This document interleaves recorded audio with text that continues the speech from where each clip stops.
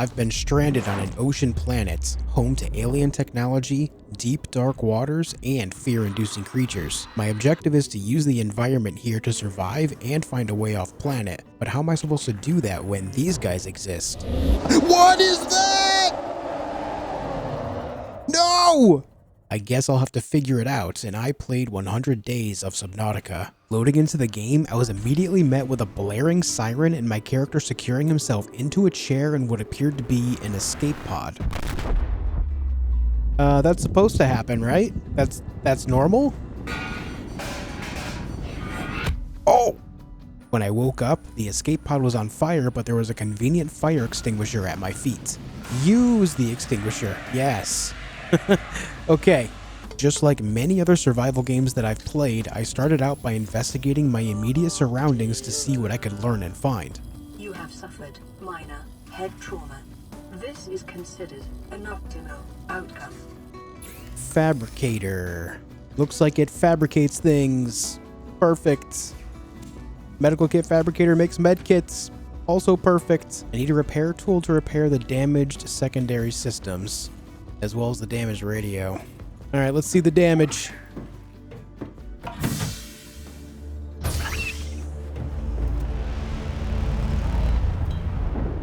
The damage is a lot. I don't think that's a submarine. The Aurora suffered orbital hull failure. Cause unknown. 0 human life signs detected. Not even my own? Am I not human? It looks like we're completely surrounded by water, so I guess we just kind of hop in. Oh, this is nice. Rake limestone. Copper is an essential component of all powered equipment. Your probability of survival has just increased to unlikely, but plausible. Collect copper. Slight chance of survival. Nice. A quick heads up so you can keep track alongside me. The bottom left of the screen shows my oxygen meter as well as my health, hunger, and thirst meters. Acid mushroom. That sounds like a great time. I had the grabbiest of hands, picking up anything that I possibly could. Come here. Yeah. Oh, what are you? You're like translucent. Alien life forms may have unexpected applications. Utilizing alien resources is a proven survival strategy. It seems the AI in my PDA approved. Of course, while I was being grabby, I ran into a situation already on the first day. These ones are different. Sandstone. Detecting sulfur deposits in the local cave Oh, my systems. O2. Sulfur is an Oh god, it's going dark. Get to the surface. Am I dead? I lived.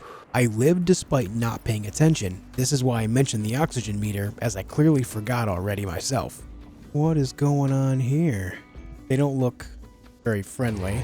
Oh, he's trying to bite. Okay, he's territorial. He does not like me very much. Noted. Write that down. Big angry tooth guy is big, angry, and toothy. Yes, indeed. Toothy guy is toothy. I returned to my life pod since my inventory was full to see what I could do. Alright, let's see what we've managed to get away with here. First things first, let's try to make some food. Water out of bladderfish.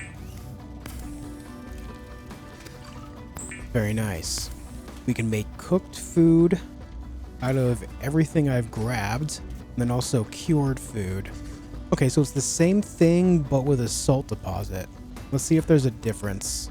I have 2 peepers, so I'll make 1 cured and 1 not cured. It looks like the cooked peeper is 32 food and 5 water, whereas the cured peeper is 32 food and -2 water.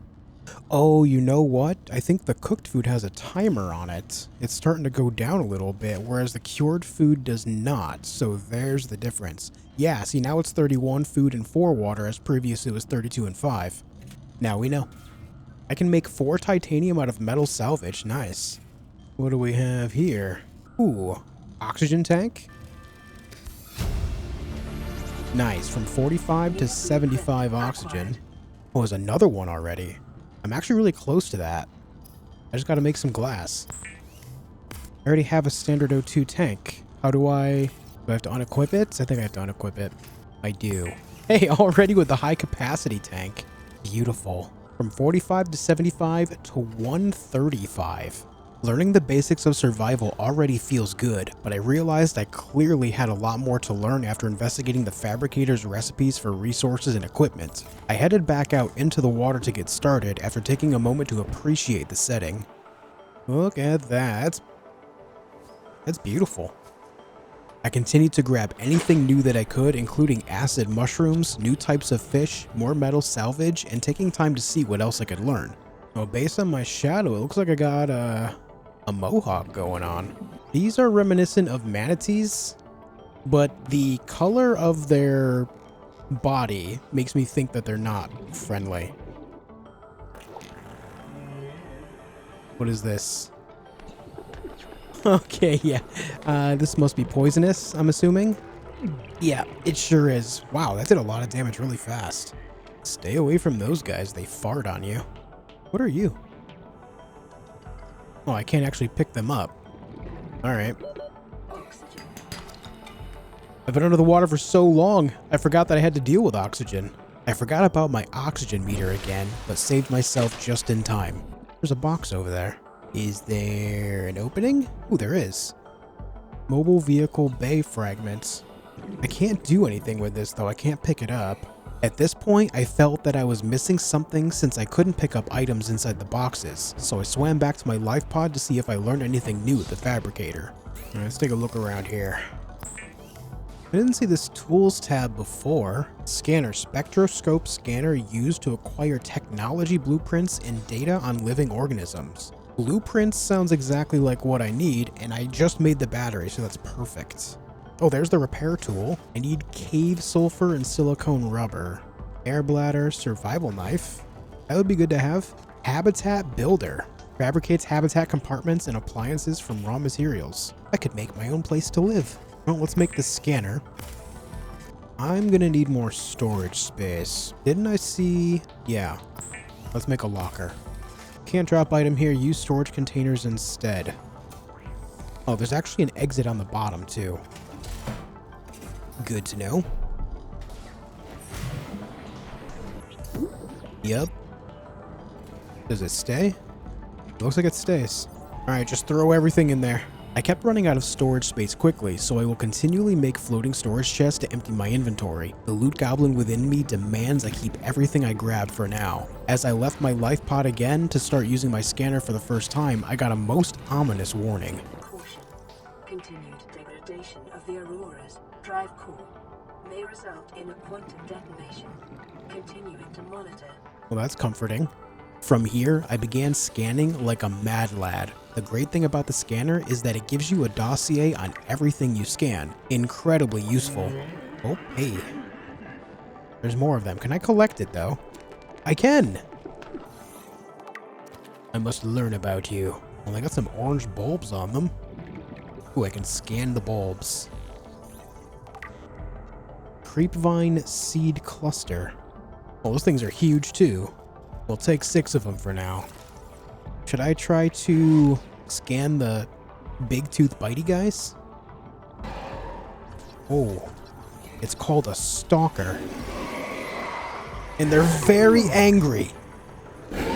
Oh, they're biting a lot. Nice. You guys dropped your teeth? If I hadn't scanned it yet, I made sure to do so right away. This is where I learned about this. Oh, I can scan it. Oh, it just vanished. Mobile vehicle bay fragment scanned. Overall progress, 33%. So I scan them and I consume them to learn them. Not like eat consume, but rather my scanner consumes its existence. Not leaving till I see what this is. Brain coral. Don't bite me! I'm scanning! Ooh, that's releasing bubbles. If Sonic the Hedgehog taught me anything as a kid, the bubbles give me oxygen. And they do. Thanks, Sonic. Oh, this guy wants it. Go away! I'm gonna go. I'm gonna run. Don't bite me. I'm leaving. I'm actually leaning in my chair as it's chasing me. Creepvine clusters allow me to make lubricant and silicone rubber. I know I need silicone rubber for something, but I can't remember what. Need 2 of them for fins, and I think we get 2 per creepvine seed cluster. Alright. Skullytin's got new shoes. I continued my scanning frenzy, scanning any and all things I haven't yet to learn everything that I can. I was able to scan a couple more mobile vehicle bay fragments, which rewarded me with the full blueprint to craft it myself. Every time I discover a new blueprint, you'll hear this noise. New blueprint acquired. I also learned that you can continue scanning parts for things you've already learned the blueprints for, which rewards me with 2 titanium. Since I learned the blueprint for the mobile vehicle bay, I swam to the life pod to see about putting one together. While I was at it, I crafted a knife since I had everything needed for it in storage. Release it.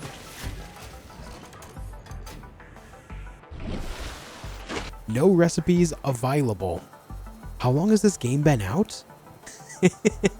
I'm just playing. I've heard great things about this game. I'm glad to be playing it now. Already having a good time. Whoa, it got dark fast. I guess that would explain it. Look at the light beams going around it. That looks so cool. Oh.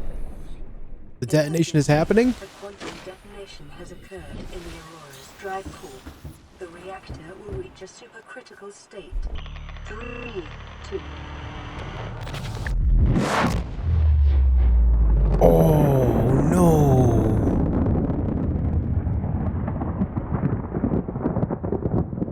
For your convenience, the radiation suit has been new blueprint acquired. Well, thank you for teaching me the radiation suits. I'm glad I didn't have to worry about finding the radiation suit before being affected by radiation. Now, to just get the resources to make it.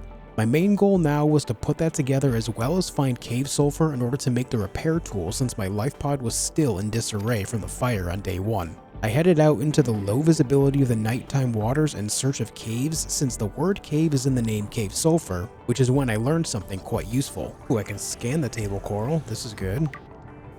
Unlike other coral species, its structure is malleable, softly pulsating as it pumps nutrients to its extremities and only turning rigid when it senses physical assault. So you're telling me to knife it. And just like that, we've got table coral. Alright, computer chips are on the menu.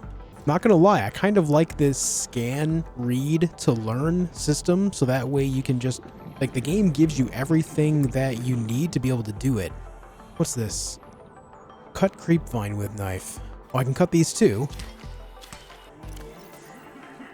Oh yeah. Well, it's actually considered food. Silicone-based plant material. I'm gonna take some more, just in case I can craft something with it.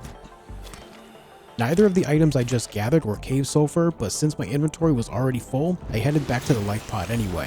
I made a computer chip using some of the table coral I brought home, which taught me to craft the advanced wiring kit, and the creepvine clippings I found allowed me to make fiber mesh, exactly what I needed for the new radiation suit. It feels so good when you discover things that you need accidentally. Since I already have the lead, I crafted myself a brand new radiation suit. Oh, look at that, it just threw it all on for me. I also learned about the pinning system, which allows me to right-click on recipes in the fabricator to keep track of resources needed to craft whatever is pinned. A very useful system you'll see me using in the future. Also, you can assume that I take time to gather fish for food and water rather often when I'm by my safe locations throughout the video. Gotta keep those hunger and thirst meters up. Since I had my radiation suit ready, one of 2 current objectives were finished. I headed back out without fear of radiation, this time on the hunt for cave sulfur. I ended up making my way rather far away from the life pod, discovering an entirely new area. I found a crash site, discovering fragments of beacons and Seaglides before being distracted by a massive creature in the distance. Those noises are ominous. What the hell is that? Is that tentacruel? I really hope it's not aggressive.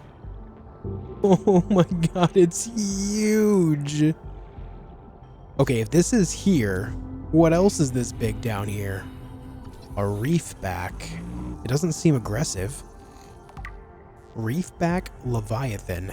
Fortunately, it feeds exclusively on plankton-like life forms in the water. Local microcosm, an array of different barnacle and plant species grow on the reefback shell, thrusting their roots into the ancient scars in the chitin and taking advantage of their mobility to avoid predation. Yeah, I mean, it does look like it has some grasses on there.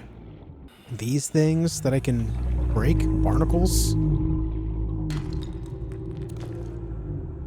You have metal on your back.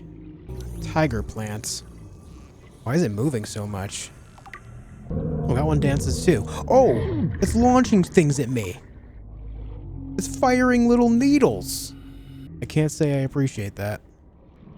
Once I was done scanning and mining resources off of the reef back, I swam deep below to a nearby crash site, this time discovering parts of something called the Seamoth and a laser cutter. These crash sites offer so many things to discover, but the excitement of it distracts me straight into my first death. Oh, he is ugly. Come here, I will cut you.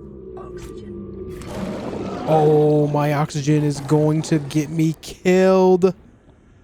Oh, I'm so far away. No. I died and lost some belongings. I have no idea how to get back to where I died and if I could even recover my lost items, unfortunately. This isn't all bad though, because soon after respawning, I found what my goal was to find to begin with. What are you? Oh, where are you going? Was that a kamikaze fish? What was that? Oh, cave sulfur. Okay, good find.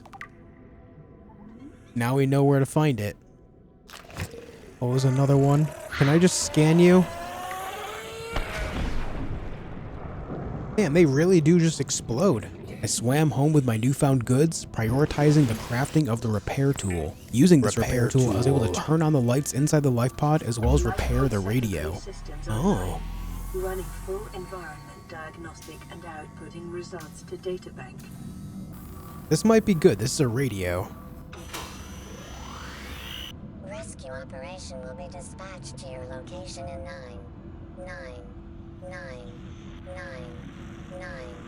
hours. Continue to monitor for emergency transmissions from other life pods. Alright, so they're telling me I'll be saved soon. Very comforting. Since nighttime is incredibly dark, I took a moment to craft a flashlight, which turned out to be pretty helpful in seeing a good distance. This area looks pretty similar to where I died, and there are reef backs here, but I'm not seeing my body, so I don't think it's recoverable if this is indeed the same area. I don't know for sure, but I remember all the red grass.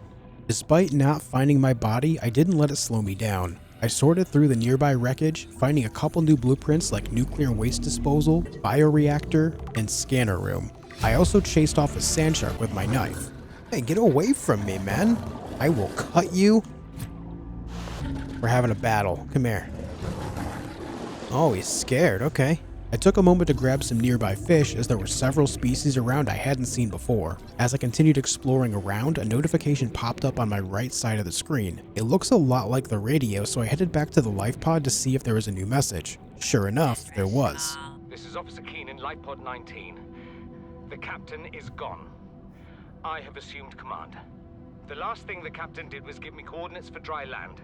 We regroup 1.5 kilometers southwest of the crash site. We have a location, Second Officer Keen's last broadcast location, 1,282 meters away. Wow, Reginald's give 44 food. Those are the guys. The next best is the Peeper at 32 still. The marked location from the message was extremely far away, well over 1 kilometer, so I didn't plan on going to it just yet. I did have a plan though. I could use it as a waypoint to help navigate between it and my life pod, easily finding things along the way and making my way back in case of death or needing to leave for other reasons like emptying my inventory. It wasn't long before I found another wreck site. Whoa. Can I get inside? Cut to access. I'm assuming that's where the laser cutter comes into play then. Well, speaking of laser cutter. Oh. New blueprint acquired. Oh, there's a way inside right here. Ooh. What's this? Battery charger? Oh, that would be great. 1 out of 2. Propulsion cannon. Swivel chair. A desk. New blueprint acquired. Another battery charger. I think that'll complete it. New blueprint acquired. Command chair. Yeah, there's the battery charger. Huge. Blueprint acquired. Oh, I can open this. It has a handle.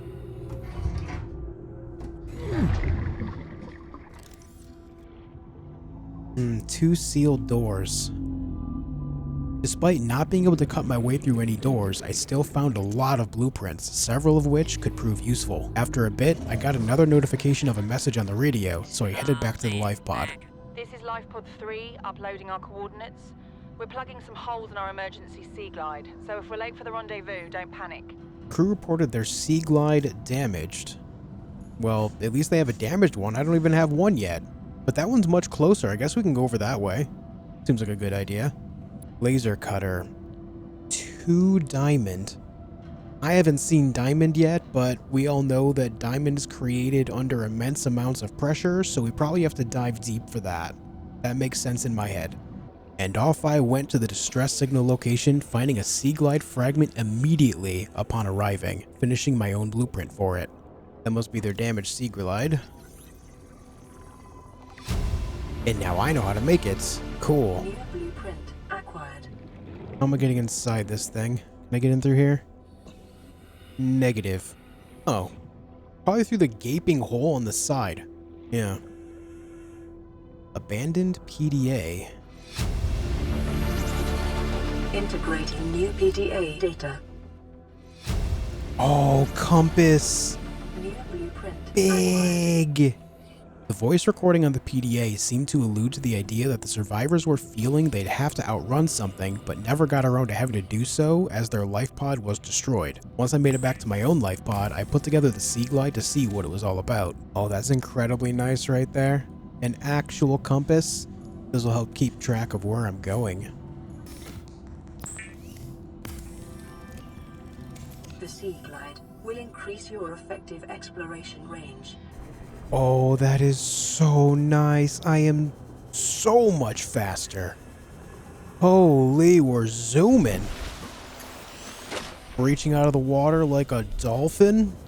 This is such a massive upgrade that I definitely plan to make priority out of future messages I receive, as they may show me more useful items like this. I used my new Seaglide to make my way to the previously given distress signal location and getting completely distracted again on the way. You see, there was a tunnel leading down to a deep cave with an incredible atmosphere and new resources.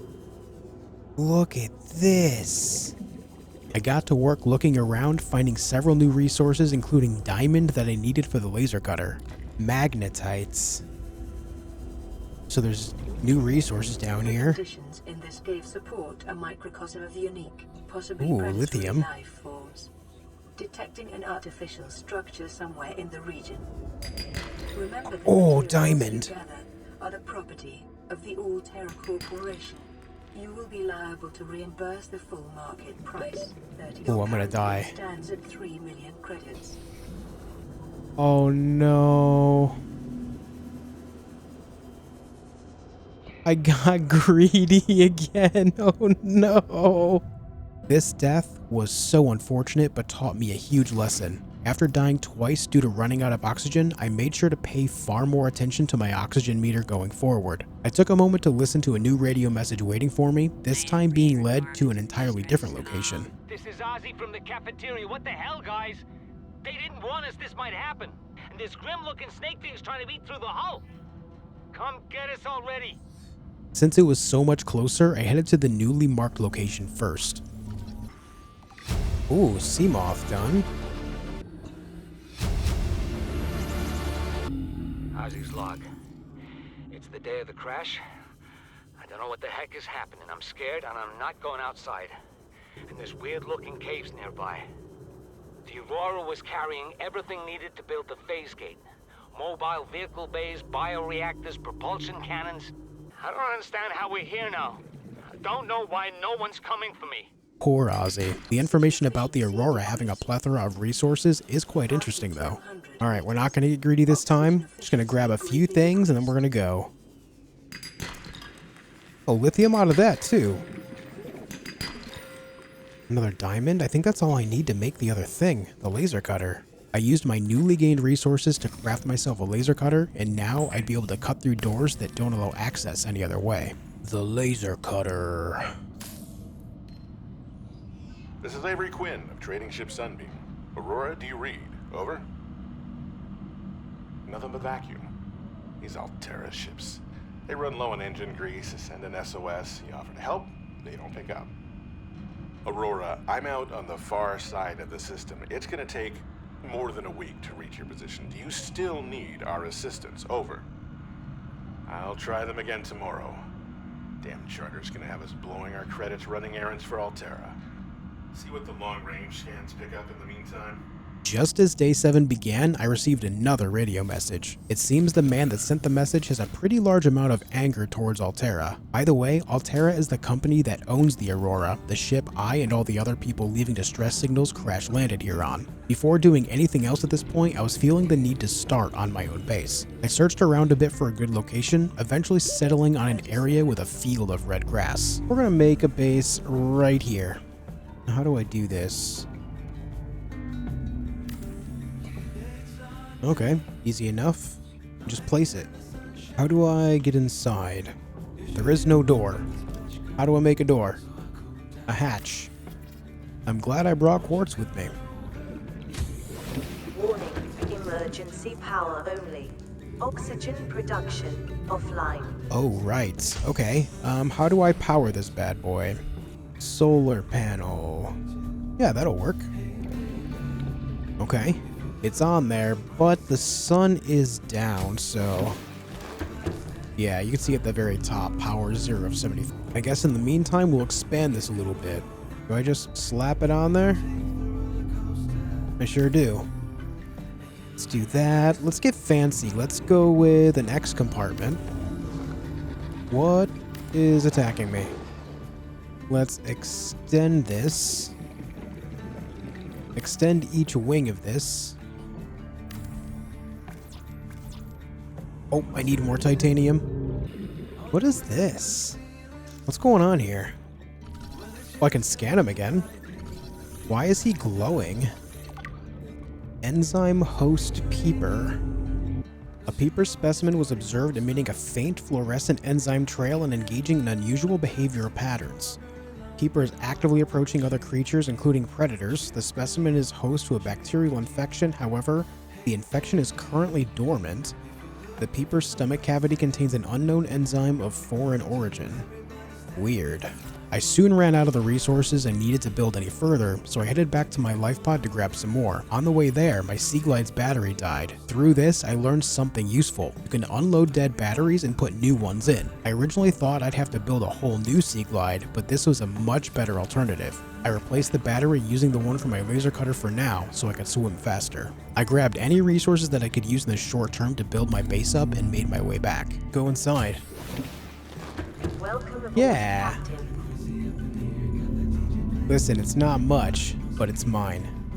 Okay, let's see if we can make some interior stuff. I need a fabricator for sure. I also need a radio. Oh, I can make lockers. I should probably make priority this battery charger, though. I need a wiring kit. Do I have silver on me? I do. Well, that's perfect. Nice. We can make wall lockers, which are small wall-mounted storage solutions, or lockers, which are large freestanding storage. It only costs a quartz to make those on top of the regular 2 titanium. I think we do that. Oh, these have so much space. Look at it all. That is beautiful.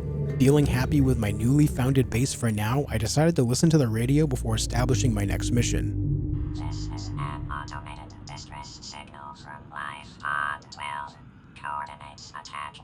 Warning, Life Pod has sunk beyond safe diving distance. Do not attempt retrieval without submersible support. Signal location uploaded to PDA.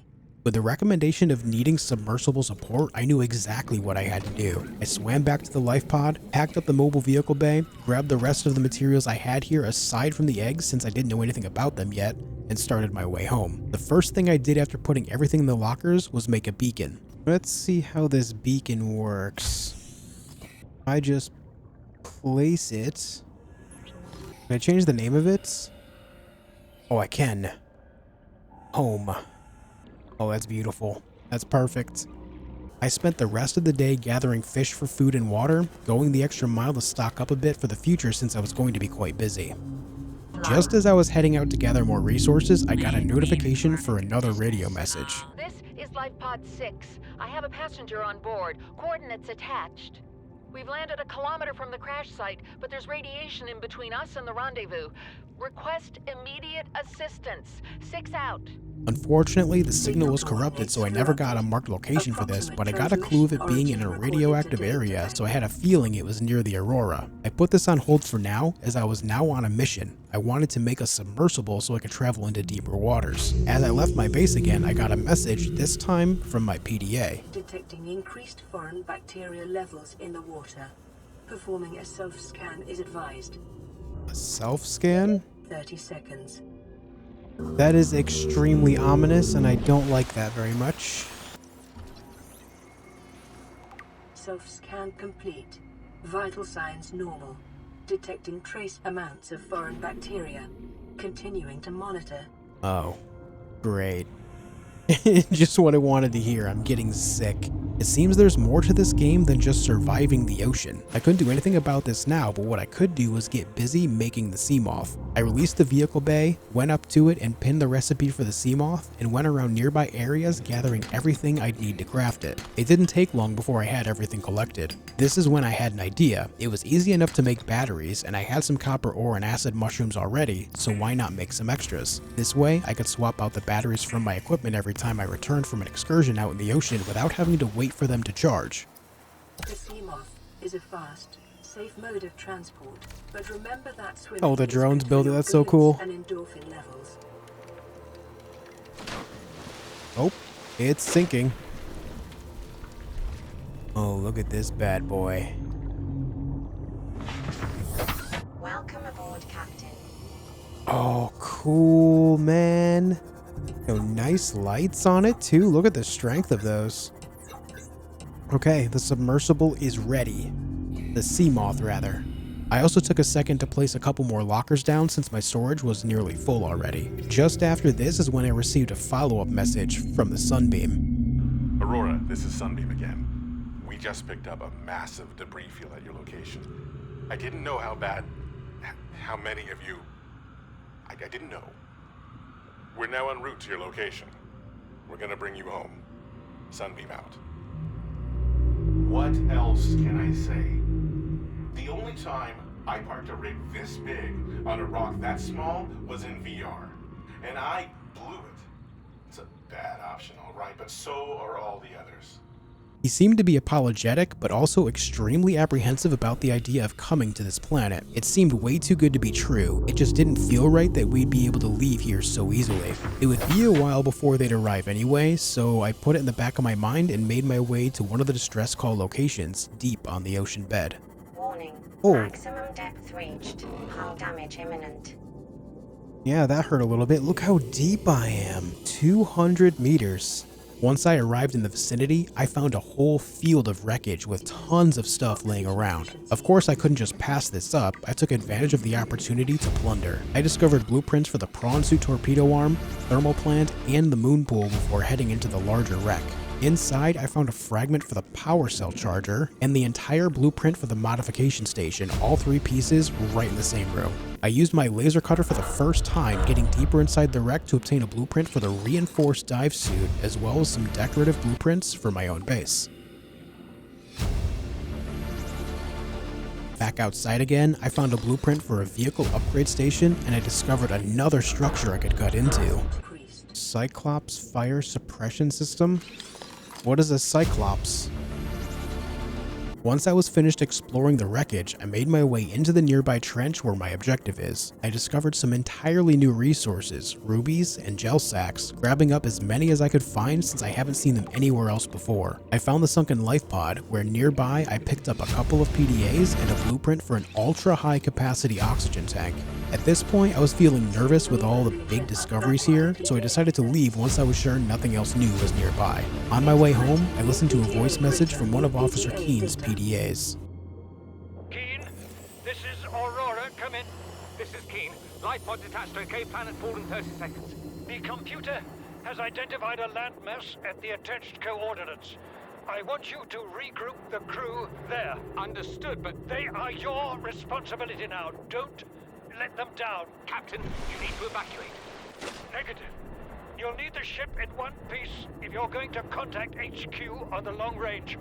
It seems the captain of the Aurora stayed aboard during the crash to preserve the ship as much as possible, giving Officer Keen charge to lead all survivors to safety on the dry land that he was given coordinates for. Luckily for me, I was also given these coordinates through the message, so I had another objective to pursue. First though, I had plans. I made a lot of discoveries recently, so I had to put some of these into action. I started with the moon pool being lured in by the idea of a place to safely park my Seamoth. What happened next was a complete blunder. You see, when you add more structures to your base, it reduces the integrity of the hull. When the strength of the hull drops below a certain level, the base will start to crack and leak water inside. Wait, what's going on? Why is it leaking? Damage due to weak hull strength of -2, build reinforcements or remove weak parts? Oh my god, the whole thing is filling with water. What? Okay, so building reinforcements requires lithium and 3 titanium. Can I actually get my stuff in here when this is like this? I'm in need of more titanium though. It just keeps building up. Every couple seconds it just goes up another multiple. Okay, let's build some of these reinforcement things. Okay, it goes on these parts. +7 totals now 5. Okay. And now it's 12. Let's throw another one on there just for good measure. I never want this to happen again. What can I do? Can I scan these? Can I repair them? I can repair them. Just gotta repair 1,000,000 holes in the hull, don't worry about it. Hull integrity restored. Draining systems initiated. Oh, there we go. It's flushing the water out. Okay, that was a bit of an anxiety-inducing moment, but we got through it. We're fine. Now about this moon pool, it looks like I might be able to park the Seamoth right in here. Alright, we gotta be careful. I don't want to break anything. We go up. Oh. Welcome aboard, Captain. It automatically does it. I was worried I would have to do something intricate, but it just kind of goes into autopilot. That's nice. After the mad scramble of fixing the hull, I was able to save my base. I'm not sure if there's a point of no return where the whole structure is destroyed, but I'm happy to report that I didn't find out here. Vehicle upgrade console, build in the moon pool to upgrade docked vehicles. Specifically, I have to build it in the moon pool. So I just place this thing anywhere? It says in the moon pool. How do I do this? Oh. It goes in the wall. Seamoth docked, fully charged. The moon pool recharges it? Hold on, it was below 90% last I looked. It does, it's at 100% now. Amazing. Okay, I love the moon pool. Upgrade console. Oh, I can rename it. Seabone. Nice. There we go. I like it. Oh, mods for it. This is cool. I can give it a torpedo system? Prawn suit modules? Is that a mech? That looks like a mech. The prawn suit might be a mech. Vortex torpedo. Gas torpedoes. Oh, there's so much here. I need to make the depth module and the storage module. I took advantage of being able to make a couple of mods for the Seamoth, placing both a storage module and a depth module. Oh, easy enough. Crush depth is now 300 meters. It gave me additional 100, that's nice. If you remember the last time I was in the deep cave with the purple glowing mushrooms, the depth of it was around 200 meters. With the Seamoth now being able to handle 300 meters, I had an idea. What if I go down there and explore, using my Seamoth as a mobile oxygen replenishing station? This idea worked out perfectly, allowing me to explore this area much more safely. That is, relative to the giant snake-like creatures, including this one that seemed to be doing its own version of T-posing. This will be a great opportunity to stack up on resources that can only be found down here. I also made a daunting discovery, one that resonates with what my PDA told me recently. Why is that guy green? Specimen with symptoms of infection. PDA data. This organism is displaying signs of bacterial infection. Bright green blisters are forming networks around the infection sites. Pathology suggests a waterborne bacterium capable of penetrating the body through the skin and respiratory system. Underlying indications of genetic mutation and aggressive behavior. The bacterium itself is unlike any so far recorded in human exploration. May be contagious. Avoid, do not under any circumstances consume the flesh. Very comforting. Let me just get rid of that guy. Get out of my pocket. Be free. As I was exploring further into the area, I made a huge discovery of an entire habitat that is seemingly abandoned. There's a whole thing down here, a whole habitat. Okay. And now we got this guy. Leave me alone! I mean, surely this means I have to go inside. Stasis rifle? There's one down here, too.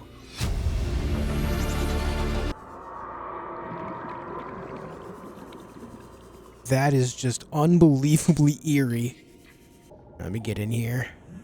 I'm assuming these things hurt if I touch them.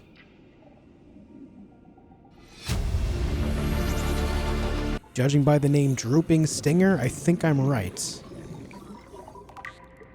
Just don't touch them, don't get stung. Multi-purpose room. Oh, this is great! New habitat thing. Water filtration machine.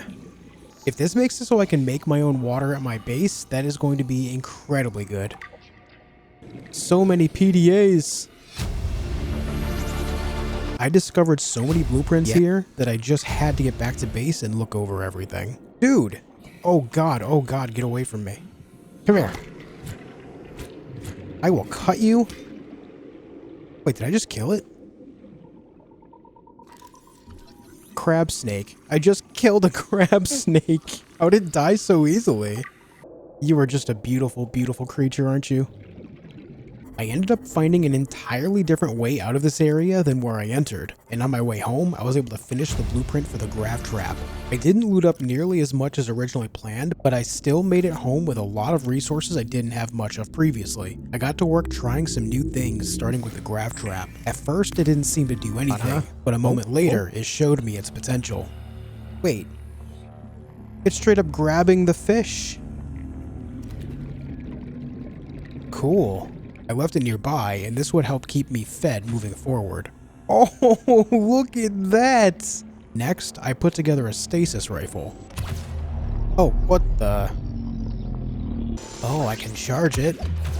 Oh, that is a much bigger blast. Get out of here.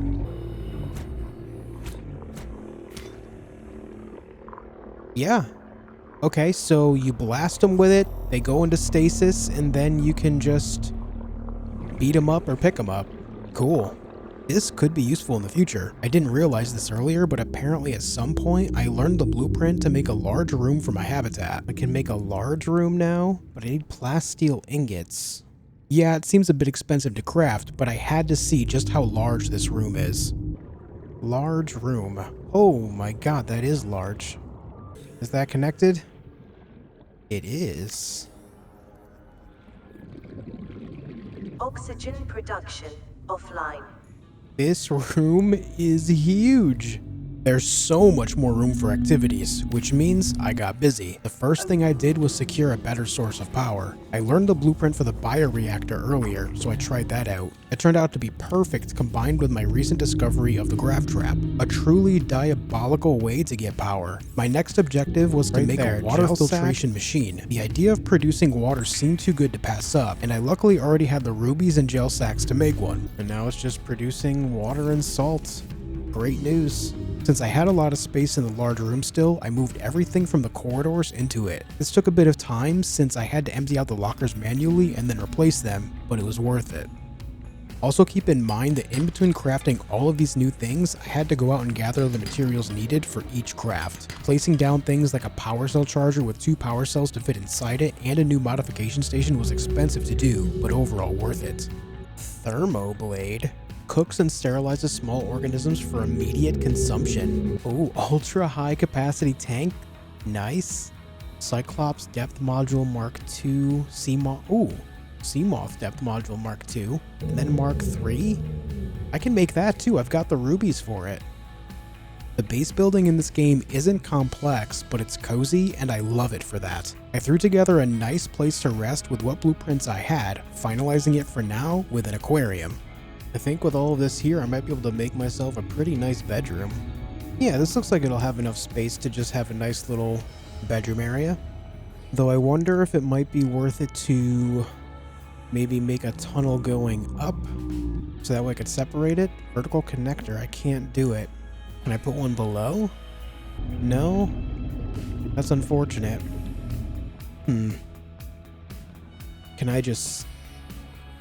Oh, I can actually stack these? Well, that seems like a good time. Okay, I need to place a ladder, I think. Yeah, I think I like this a little more.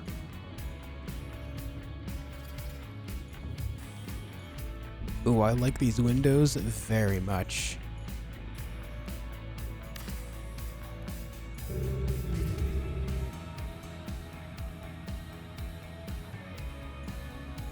Yeah, it's looking pretty cozy in here. But I have one more thing I can add for now that'll make it even cozier. Yeah, look at that.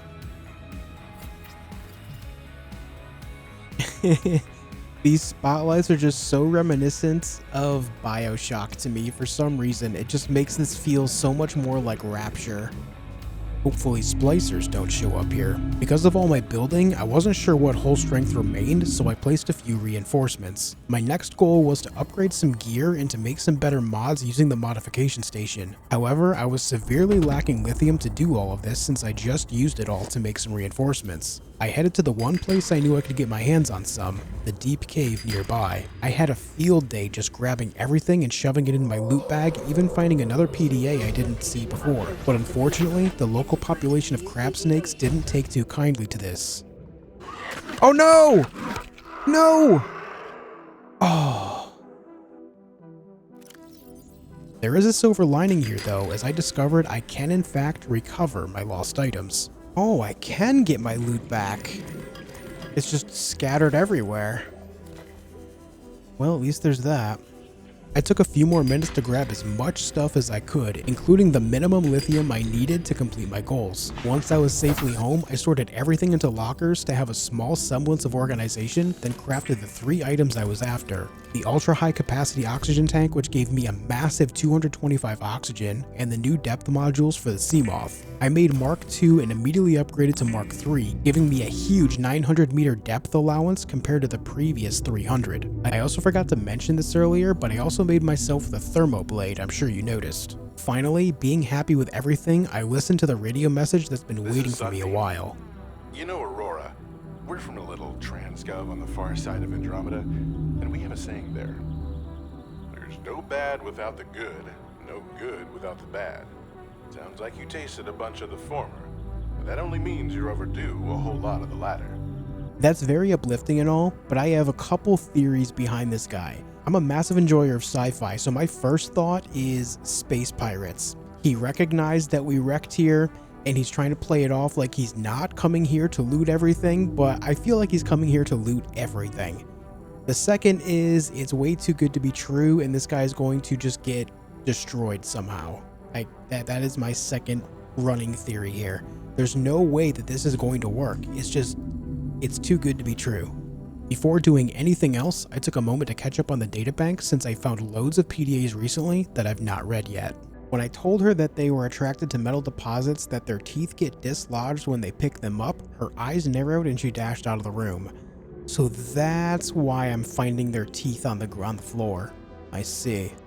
I'm going deeper. I'm gonna find what shot us down, and I'm gonna tear its damn heart out. So they got shot down, so maybe that's what happened to the Aurora. Maybe we got shot down as well.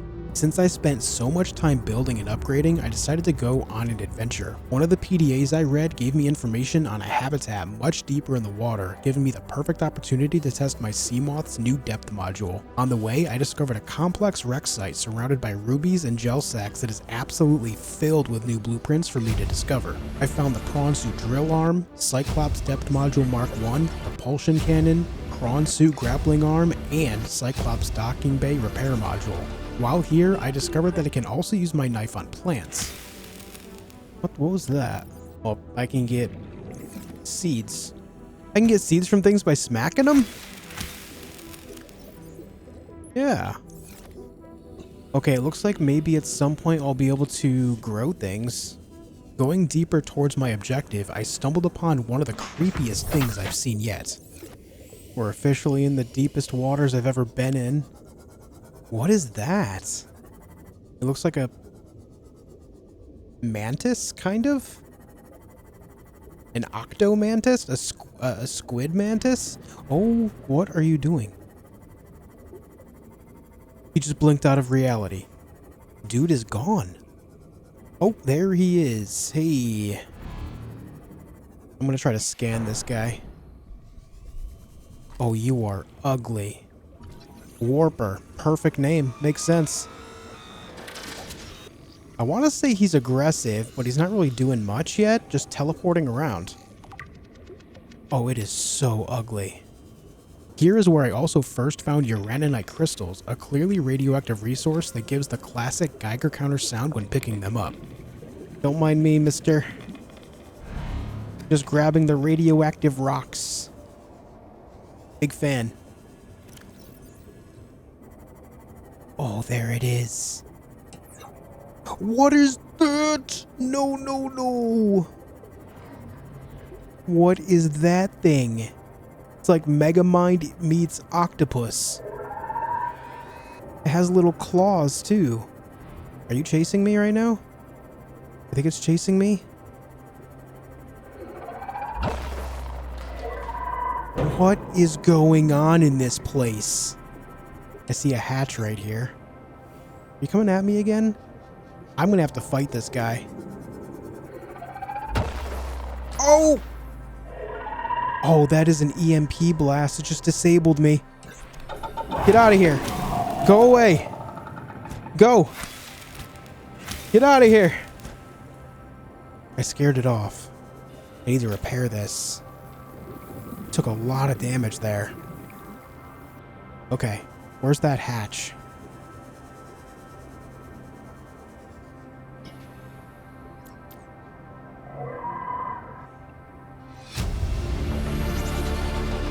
Cyclops shield generator? Alien containment? All sorts of science equipment. Orange tablet.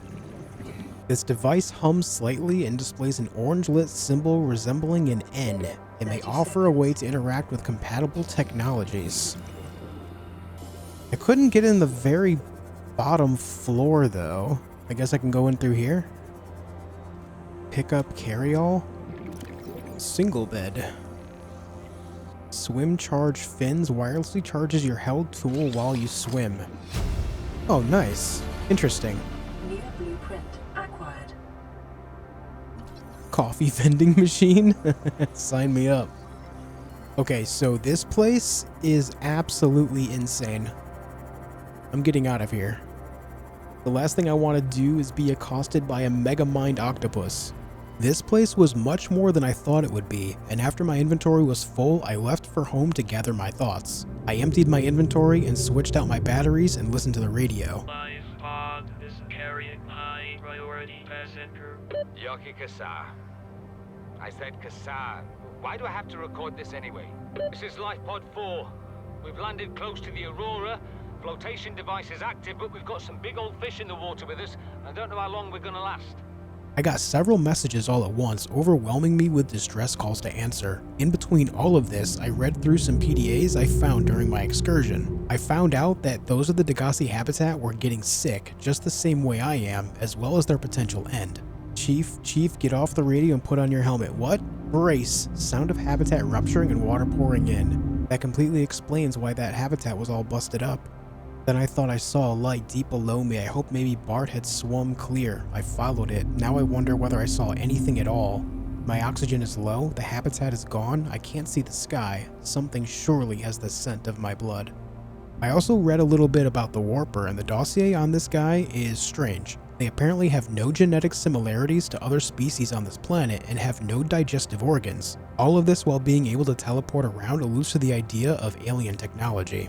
I got to work on some of the distress calls I recently received, hoping to alleviate some of the workload I suddenly have. On my way to one of them, I ran into a wreck site I intended to explore far earlier since it's close to home, but forgot about. I found some PDAs, as well as a ton of modification stations that I just have no use for at this point. Further in, I found a corrupted data file that spammed my screen with all sorts of jumbled text, and I finished the blueprint for the propulsion cannon. I swam through several broken vents leading in different directions, but didn't find anything else important. I did find a nice picture frame and floodlight though. More stuff for the home. Back to my task, I went to Life Pod 13 for Kassar's remains. This led me into an entirely new biome. What is going on here?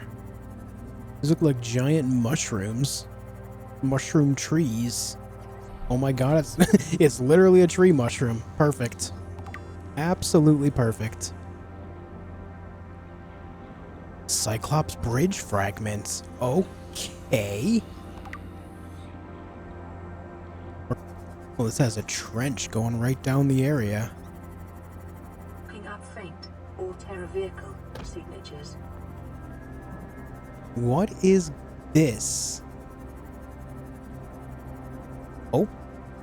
It just repelled me. Passing 200 meters.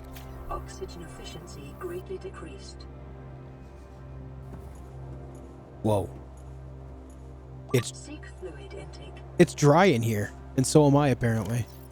What is this? Alien Arch. This structure's intended purpose is unclear. Theories on function, ceremonial or religious role, industrial applications, advanced transportation network. Assessment, further research required. What is going on here? I'm noticing a pattern in this game where oftentimes when you find one piece of some new blueprint, you can find the rest of it in that same area. So I'm going to stick around here and see if I can finish off this stuff for the Cyclops. While looking around for more Cyclops parts, I stumbled into Life Pod 13. I found a new type of fins to craft, as well as claimed Kassar's PDA. This place at night is extraordinarily creepy. Like, what are those howls I'm hearing? Greatly decreased. Nice. New blueprint acquired. I'm hearing some type of, like, screaming out this way. But it's so dark. It's so dark and deep, I'm afraid to investigate. Detecting multiple Leviathan class life forms in the region. Are you certain whatever you're doing is worth it? Yeah, I'm gonna stay over here where those screams are not happening. Yeah.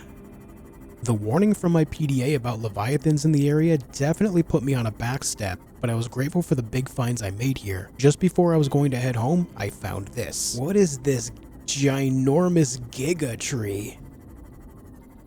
Can I get inside of it somewhere?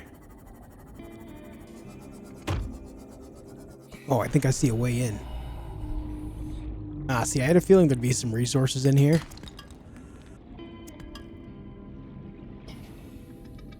What is this? Creature egg. Look at that little guy. He looks so happy. I've not seen this type of egg yet. I guess we'll take it.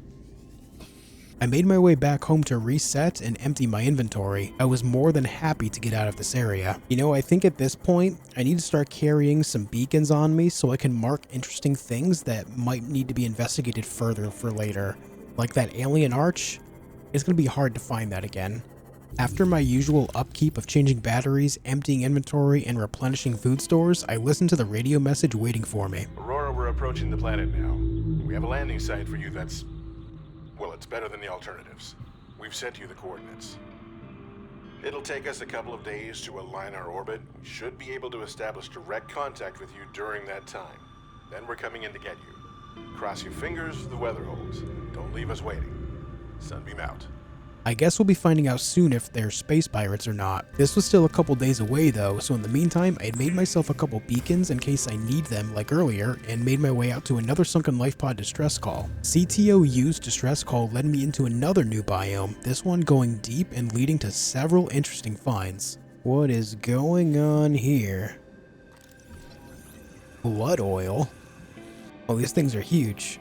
Contains blood vine seeds, may be processed into benzene. Not sure what I need benzene for, but I may as well take some while I have the inventory space to do so. New type of mushroom as well, deep shroom. It looks like an electric eel. This looks like a cave entrance. Oh, jeez, man. What the hell is that?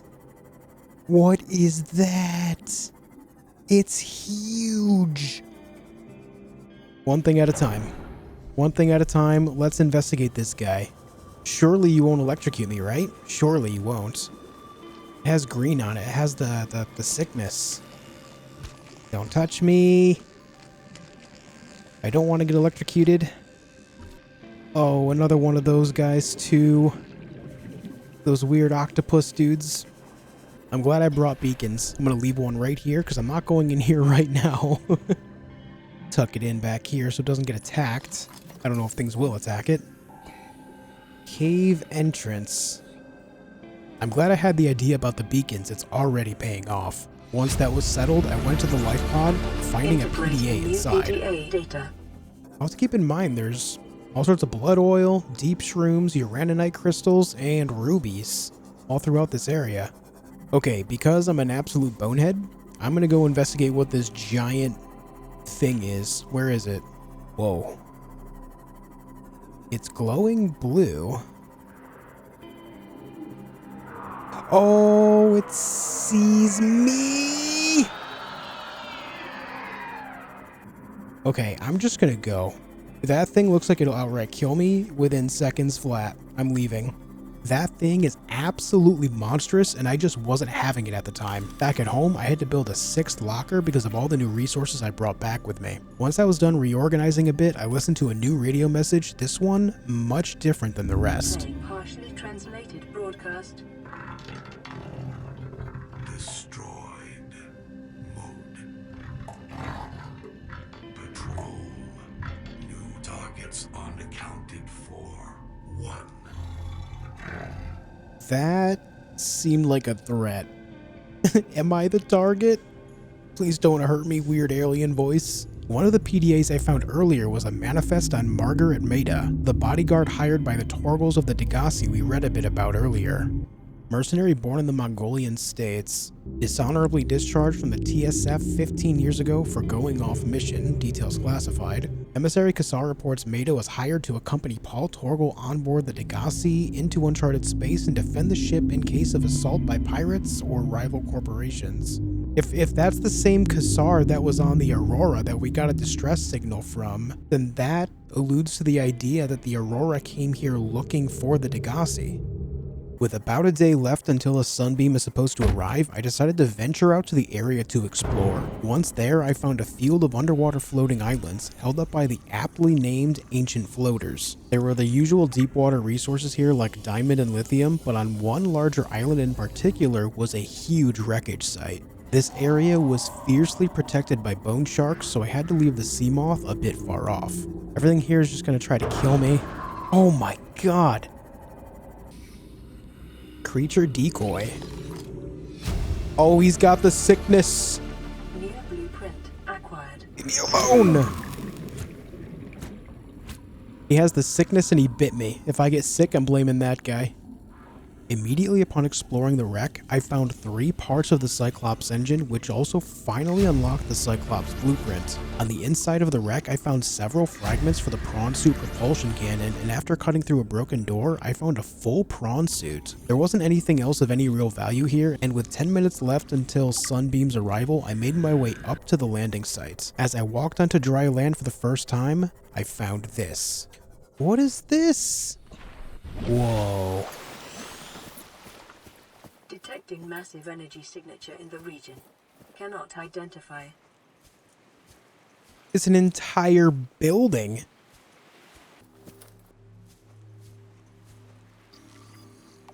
Purple tablet. I have an orange one. This one's purple though. Insert tablet. Well, the one I just identified was broken and I don't have it in my pocket, so... This device matches no known technologies and is likely alien in nature. Power is being routed via the terminal to the nearby force field. The technology is far beyond anything encountered before by the Federation. Nonetheless, there's a good chance it functions like a regular lock and only requires the correct kind of key. Can I get on top, maybe? And maybe I can get up here. Oh, there's another one! The Sunbeam plans on landing right here next to this thing, too. Did it not detect this on its long-range scanners? The cave crawler. Hello, Crabman. This path keeps going all the way around here, too. This place is crazy. Oh, there's another tablet. Oh, there's another arch here. And some lithium. Insert ion cube? Well, I'm fresh out of ion cubes at this moment, but we'll keep this in mind for later. The Sunbeam's going to arrive in about 3 minutes though, so we're going to wait here for them just to see what happens. I'll keep my knife out just in case I need to cut someone. Here's a nice little spot to watch from. Hopefully it doesn't damage my Seamoth.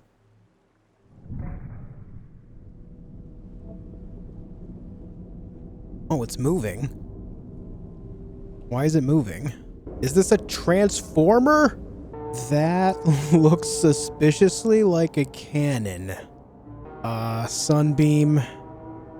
Please divert. Survivor, we see you. Man, I don't know how you held out down there. We broke an atmosphere, and we're descending towards the landing site. Oh Is that no. a building down there? What do you mean you can't identify it? There it is. It's coming from the building? Change course. Set thrusters to full.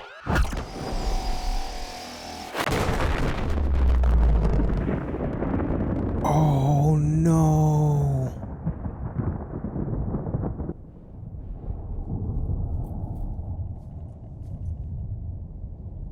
I don't think there's any remnants of that one left. Now what? Oh yeah, you're gonna transform back to look like a building again? Okay, dude. Yeah. I'm on to you. How am I even going to leave if that thing's just shooting everything down?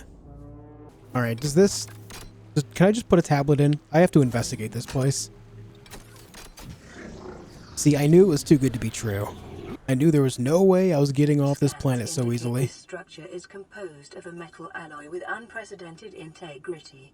It has the same look as the arches do, so we're onto something. Green, glowy things. Surely this is good.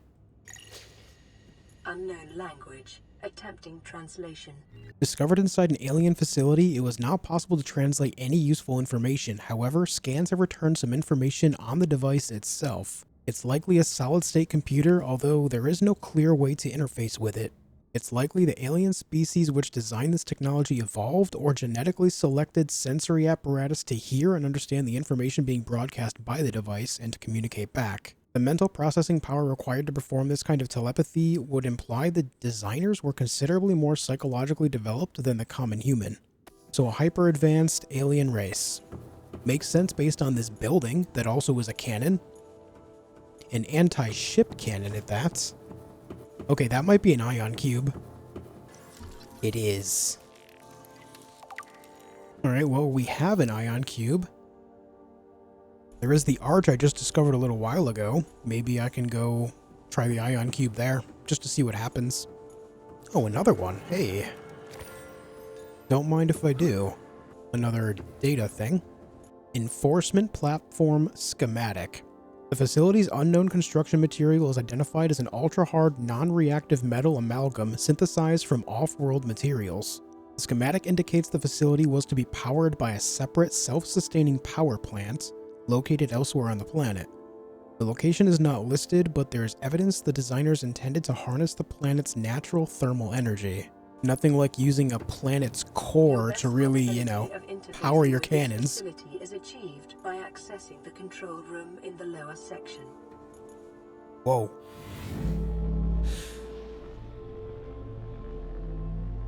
Gravity elevator? Gravivator? Gravivator. For a second I thought I was just going to plummet to my death. But then it just kind of grabbed me up. This must be a moon pool of sorts. Oh, this place has layers. Ooh, a rifle? Alien rifle.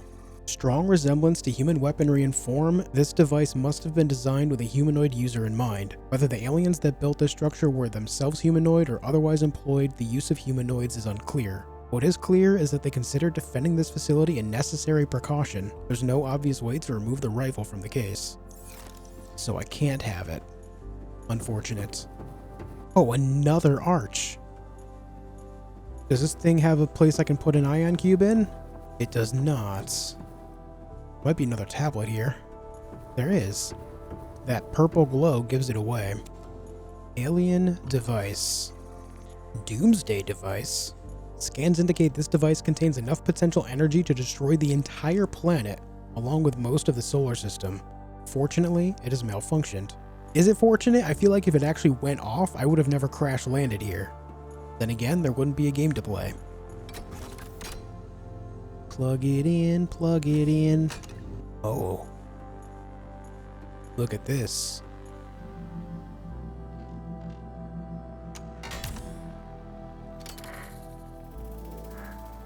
Weird. Ah! What the hell, man? The control panel is broadcasting a message. Translation reads, "Warning, infected individuals may not disable the weapon. This planet is under quarantine." I guess that truly means I am infected. It just tested me. Broadcast. Downloading summary to databank. Alien facility locations. Disease research facility, depth 800 meters. Cave system with extensive fossil records southwest of enforcement platform. Thermal power facility 1,200 meters. Inside an extensive natural rock formation in an area of intense volcanic activity. Sanctuary A and B are both corrupted. Off-site laboratory and primary containment facility are all corrupted as well. In the event of an outbreak, quarantine procedures will be automatically enforced with immediate effect. The quarantine enforcement platform will target all incoming and outgoing craft to prevent the spread of infection off-world. Yeah, I truly believe this explains why Sunbeam was shot down, the Aurora was shut down, and the Deactivating was shot down. This device houses energy equivalent to 100 MT nuclear detonation, which can be channeled through the facility and directed at vessels overhead, or bent around the planet's gravitational pull to strike targets in orbit. Power is routed via the attached terminal, allowing for the device to be deactivated if necessary. It's currently operating without parameters, suggesting it'll target any ship within range. It can even bend around the planet to hit ships on the other side. Now that's technology. Oh, I see a warper here. Oh, there's an arch right there, too. Is that a tablet? I think it's a tablet. I will take that. 100 meters. Thank you. Efficiency greatly decreased. Yeah, there seems to be no way to interact with these cubes that are in the water, but they're clearly connected to the structure, so I'm wondering if they're just feeding energy from the thermal plant that was mentioned in one of the manifests. That's my guess.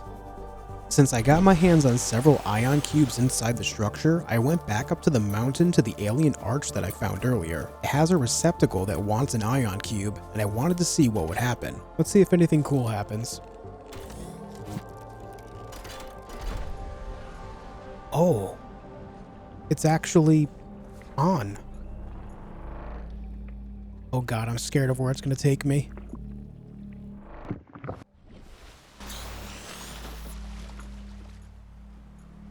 I'm on the other piece of dry land.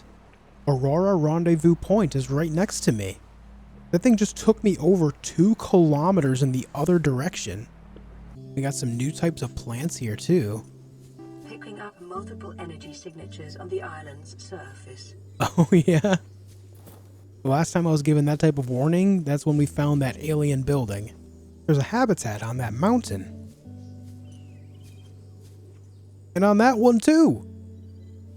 Wait, before I go too far, I'm gonna go back through the portal, go home, empty my inventory, and then we'll come here.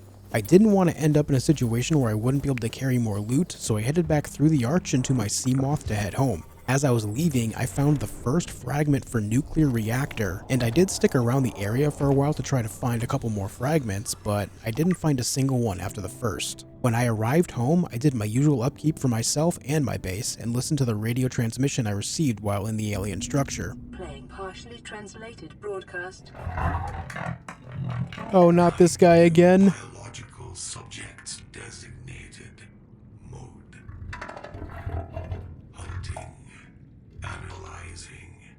Sharing subject locations with other agents. I wonder if that means they're survivors from the Sunbeam, and they're now hunting them down. The last few days were a lot to process, and since I haven't used my bed yet, I decided to take some time to sleep. Once I awoke, I left for the Aurora Rendezvous location, the island I reached through the arch earlier. I found that this island is held up by ancient floaters, but this one has enough to hold it above the surface of the water. I went up into the middle of the island in what appears to be a natural moon pool, finding a PDA laying on the beach. We have to board the Aurora, repair the long-range comms, make contact with the other survivors. We can't be the only 2 that made it. Those are not the orders the captain gave me, and they are not the orders I'm giving you. I can't let you go alone. Then come with me. I went up the hill, searching for the habitats I saw earlier, and discovered that there's a third one, but on lower ground. There's another one! That's 3 habitats here. I made my way up the mountain in front of me first, finding something quite interesting. Ooh, what's this? Lantern fruits. Don't mind if I do. Oh, I can actually eat these. Nice. Indoor grow bed. Oh, I think I might be able to finally plant things. Oh, hey. Down the mountain at the lower habitat, I found that the cave crawlers are aggressive, so I used the thermoblade to make them an endangered species. Stop biting me! Here, I found another purple tablet as well as a PDA, an exterior grow bed, and a few more unique plants I haven't seen yet that I made sure to take some seeds from. Up to the third and final habitat on the island, the only thing of value here was a PDA. I didn't leave just yet, however, since I found a path that leads around the other end of the island. I found a PDA laying on the path here, and the path led me to another garden offering an incredible view of an eclipse happening at the time. After scouring the island, I was satisfied enough to make my way back home. After all, I found a lot of plants and grow beds which gave me the itch to get busy farming. I got started as soon as I arrived, placing a couple foundations along the side wall of my large room, which I ended up removing one of them after planting 6 exterior grow beds. While I was in the middle of this, I had to surface to replenish my oxygen, and this is when something strange happened. What is this? I'm seeing things. What are you? Huh? What do you mean, what am I? What are you? I had absolutely no explanation for this at the time, so I brushed it off as perhaps part of the sickness I'm likely coming down with. To finish off the outdoor farm area, I placed a couple floodlights so it would be easier to see everything here at all hours of the day. Now they were ready.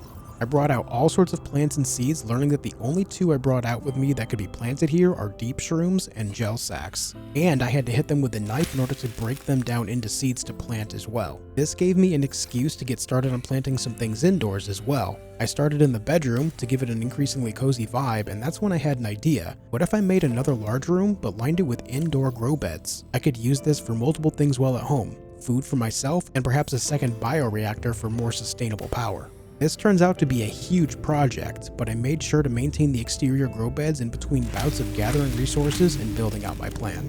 I crafted a bunch of enameled glass and made a glass roof for the new large room. I figured it would go well with all the plants I'd have in here anyway. Once that was ready, I started lining the walls with indoor grow beds. At a cost of 4 titanium each, I had to make several excursions to get more. I left a path down the center of the room so I could walk through here at any time. Throughout all of this, I realized I had a power problem, barely building enough to gain forward momentum at a low pace. The short-term fix for this was to just place another solar panel. Now that all the grow beds were ready, I planted a bunch of seeds. I used everything I brought home from the floating island. Bulbo trees, lantern fruits, and Chinese potatoes to name a few, and as these grew, I'd take seeds from them and spread them to more of the grow beds. Since the room connecting the new large room and my bedroom were empty, I transformed it into a break room, placing a vending machine and a coffee machine to fill out the area.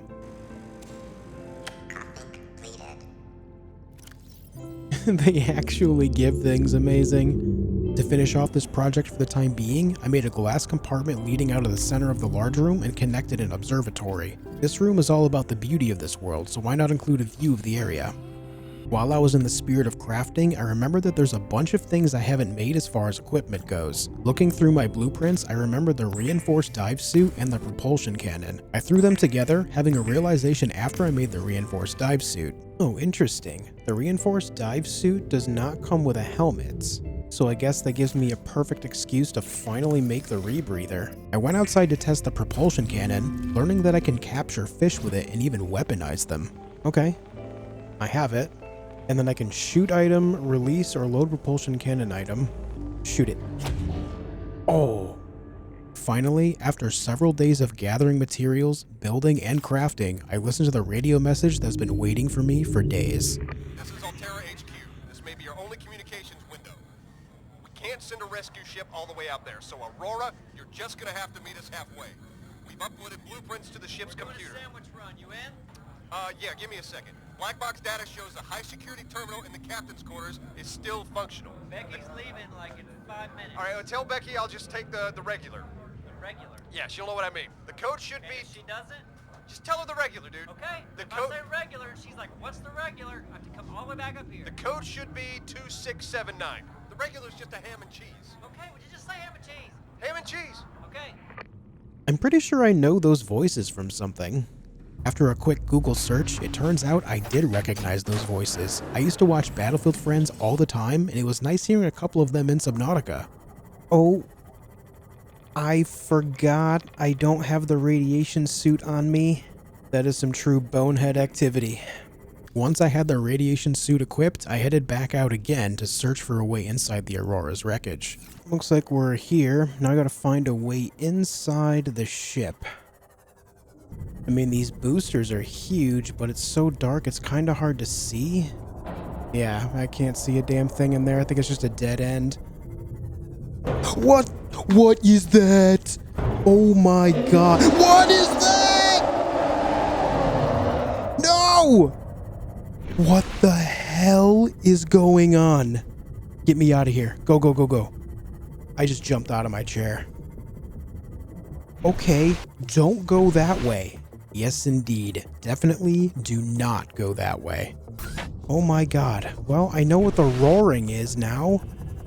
Oh, I broke a sweat. My only other guess is we can find a way in through the front end where the explosion happened. Oh, I hear that roaring again. Life form readings in this region are sparse. The Aurora's radioactive fallout will have devastating effects on the alien ecosystem if not contained within the next 24 hours. Okay. I see another one of those things right there. I want nothing to do with that guy. Okay, how do I get inside? I mean, this looks like a nice little spot to check out. Oh god, there's these things. Hey, come here.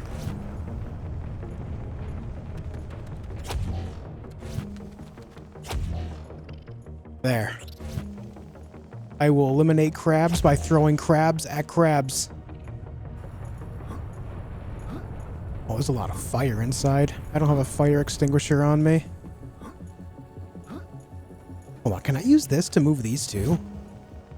Oh, that's just perfect. Awesome. I should have made this thing so much earlier. It's great. Perfect fire extinguisher.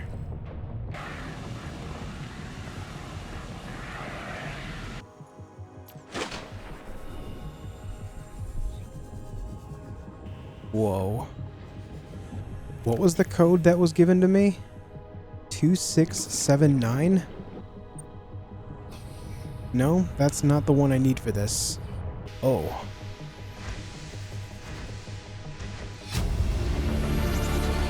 Integrating new PDA data. We got the black box data. Oh, we are going deep into the Aurora. I'm gonna get so lost. There's prawn suits here. A lot of them. Oh, we're getting the prawn suits. Yeah. Can I climb up this? I sure can. Living quarters. Oh, there's a lot going on in here.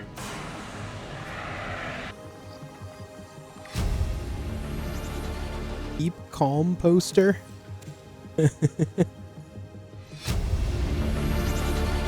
Integrating new PDA data.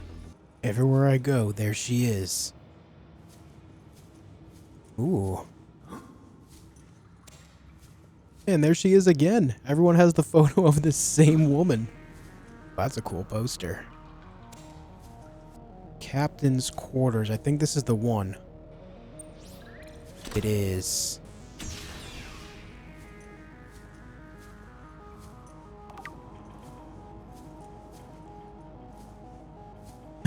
Aurora miniature. Nice. Integrating new PDA data. Neptune escape rocket. Need another code for this. Looks like if I find any codes, it'll go in the codes and clues. Oh, I can repair this. So much fire.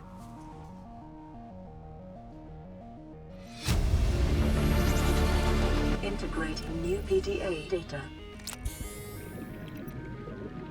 Oh, that gave me a code. Cabin number 11869. Write that down. The drive core shielding sustained internal damage during collision.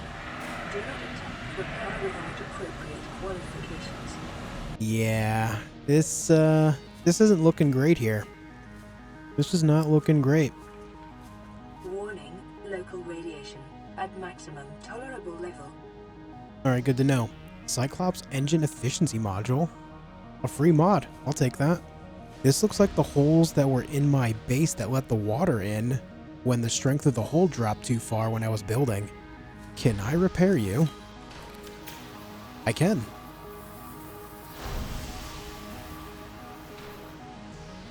And it's gone. Hey, maybe I can fix this place up. If this is the source of the radiation, maybe that'll get rid of it. Containment breach repaired. Further breaches detected.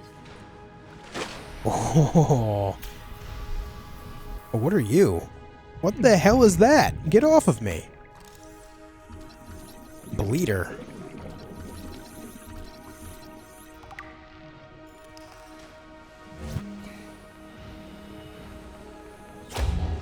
Oh, collision. Oh, there's so many of these in here, though. Oh, that one has the infection. Oh no. Whatever, there's too many of them. I'm just gonna repair. Containment breach repaired. Further breaches detected.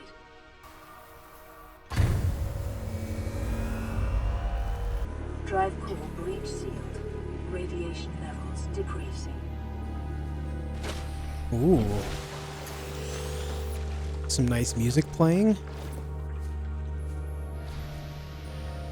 Seamoth depth module Mark 1. Noob equipment. I've got Mark 3. Step your game up. Can I go up here?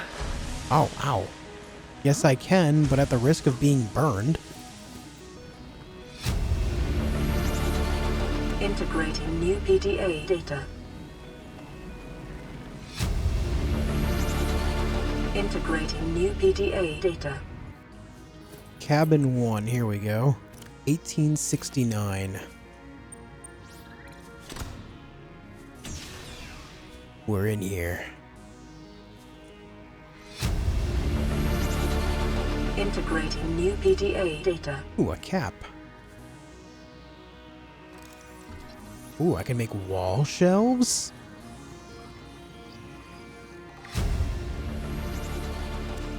New blueprint acquired. Arcade gorge toy?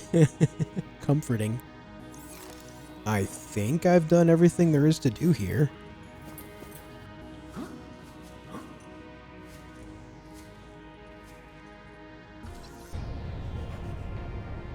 What about this door? I forgot about this one.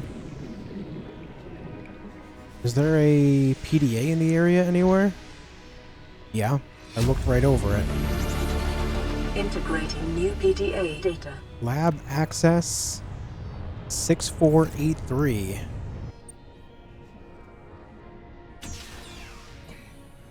Show me the goods.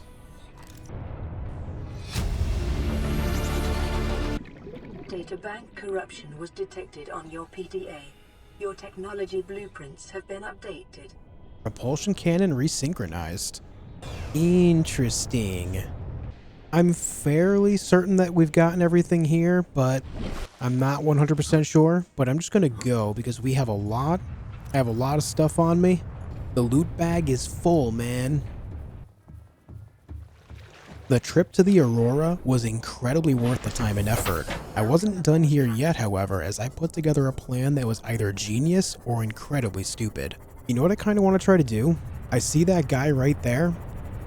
I'm going to see if I can hit him with the Stasis gun, the Stasis rifle, and then scan him. Is that dumb? I feel like it's dumb. I feel like it's potentially bonehead activity, but I have to try.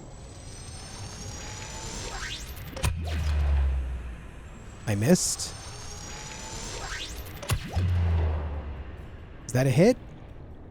No.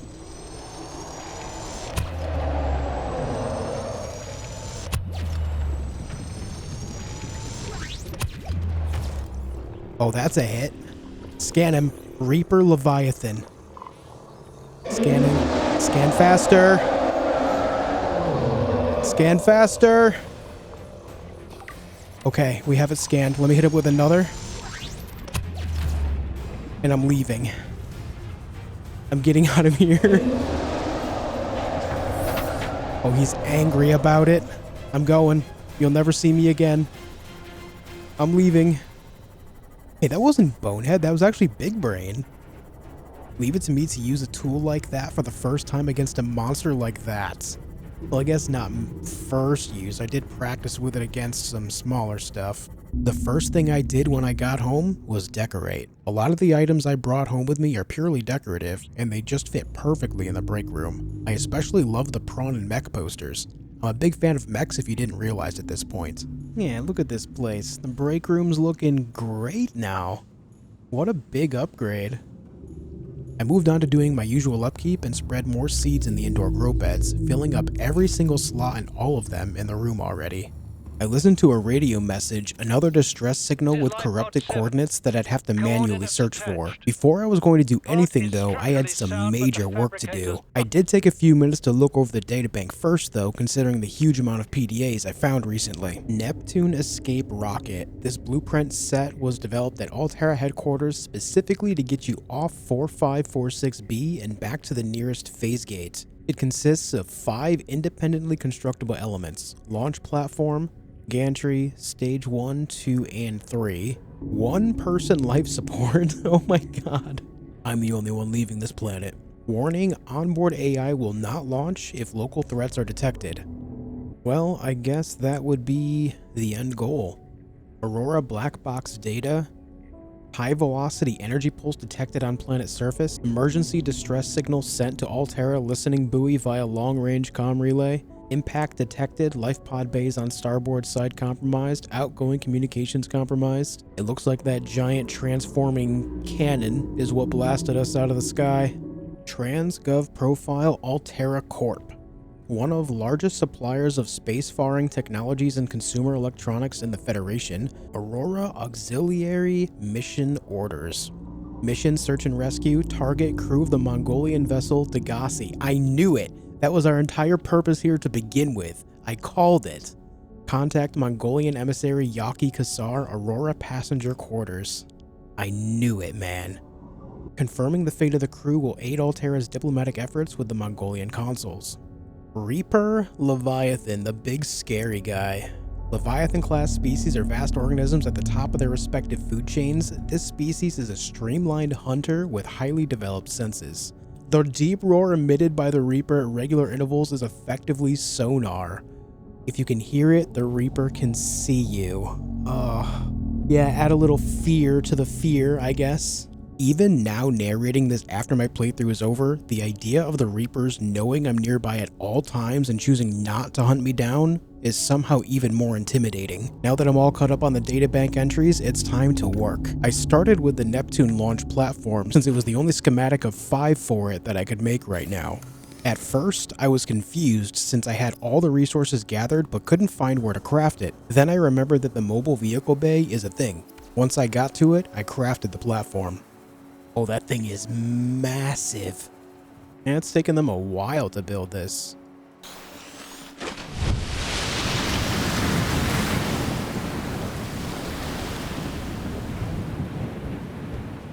Oh my god, it's huge. Neptune gantry. Plasteel ingot, copper wire, and lubricant. Alright, let's get on it. Keep in mind that while I'm working on crafting things, I have to gather resources that are required for each blueprint, which takes up a lot of time. Don't worry though, I have a solution that speeds this up real soon. I went back up to the platform to craft the Neptune gantry.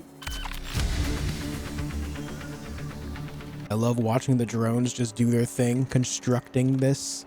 This is also taking a while, just about as long as the platform itself. Job's done. Neptune boosters, plasteel ingot, 3 nickel ore, 2 aerogel, and wiring kit. Unfortunately, the Neptune project is put on hold for now. It didn't mean I was finished working, however. There is still so much left on my list of things that I need. I started with Ultra Glide fins as they seem a lot more useful to me than the swim charge variants, and I put the prawn suit and Cyclops pins to keep track of what I need for them. The most tedious part of crafting the prawn suit and Cyclops was all the lithium I need to do so. I need a total of 5 plasteel ingots, which requires 10 lithium total. To gather all of that, I took my Seamoth down to the deep cave and I didn't leave here till I had enough lithium for both blueprints. To go along with the lithium for plasteel ingots, I need titanium ingots, which are 10 titanium each. Because of this, I need 50 total titanium to make these, and considering it was getting more difficult to spot scrap metal at this point since I used so much of it, I had an idea. I remembered far earlier in my playthrough that I discovered the blueprint to make a scanner room, which helps spot resources in its vicinity. I didn't think I would actually need it, but with all the gathering I had to do at this point, I had to give it a try. I put one together, placing it on the other end of the large room. Oh, I can get upgrades for this. We got the HUD chip, camera drone, range upgrade, and speed upgrade. Don't really know what I would use the drone for in this sense, so I'll just make the other 3 upgrades. You know me, always trying to make the most of things, so of course I gathered everything needed for the 3 upgrades. Luckily, because I'm a loot goblin, I had most of it stored away in lockers already. Where is the other mod that I made? I just made it, where'd it go? Oh, it goes on me. Okay. Metal salvage. Well, that's beautiful. It just marks its location. Is that the only one in the vicinity, though? The scanner room is absolutely amazing, and I feel like a bonehead for not making and using it sooner. This alone will save me so much time and effort for everything I craft going forward. It even works on stalker teeth, making enameled glass far easier to make. And here I thought stalker teeth were going to be hard to get. Okay, it's prawn suit time. To feel a sense of limitless power. Prawn operators receive weeks of training to counteract this phenomenon. You will have to make do with self-discipline. Oh, it is sinking so fast. Look at this. My very own mech. Welcome aboard, Captain. Oh, thank you. Okay. I can punch. Can I punch a shark? Come here. I'm gonna punch you. It's gonna be great. On the bottom right, you can see the booster energy. Oh yeah, we're punching sharks, baby. Let's see. Uses 2 power cells. Oh, it does have storage. A lot of storage. Holy. That is a lot of storage for a mech. We'll take it. I love it. As far as the arms go, I don't think these basic ones come off. I don't see an option for that. Oh. Well, I figured out where to put the arms. And then the other upgrades, too. All the work I did to make the prawn suit simultaneously helped make the Cyclops the very next day. Oh! How am I going to navigate anything with this? It's bigger than my base, I swear. Jeez. Oh yeah, I just collided with the pad there. Board Cyclops. Welcome aboard, Captain. All systems online. It has built-in storage. Launch bay? Maybe we can put the Seamoth in here? Oh, or maybe the mech. The prawn suit. Oh, look at the engine. It has its own fabricator inside.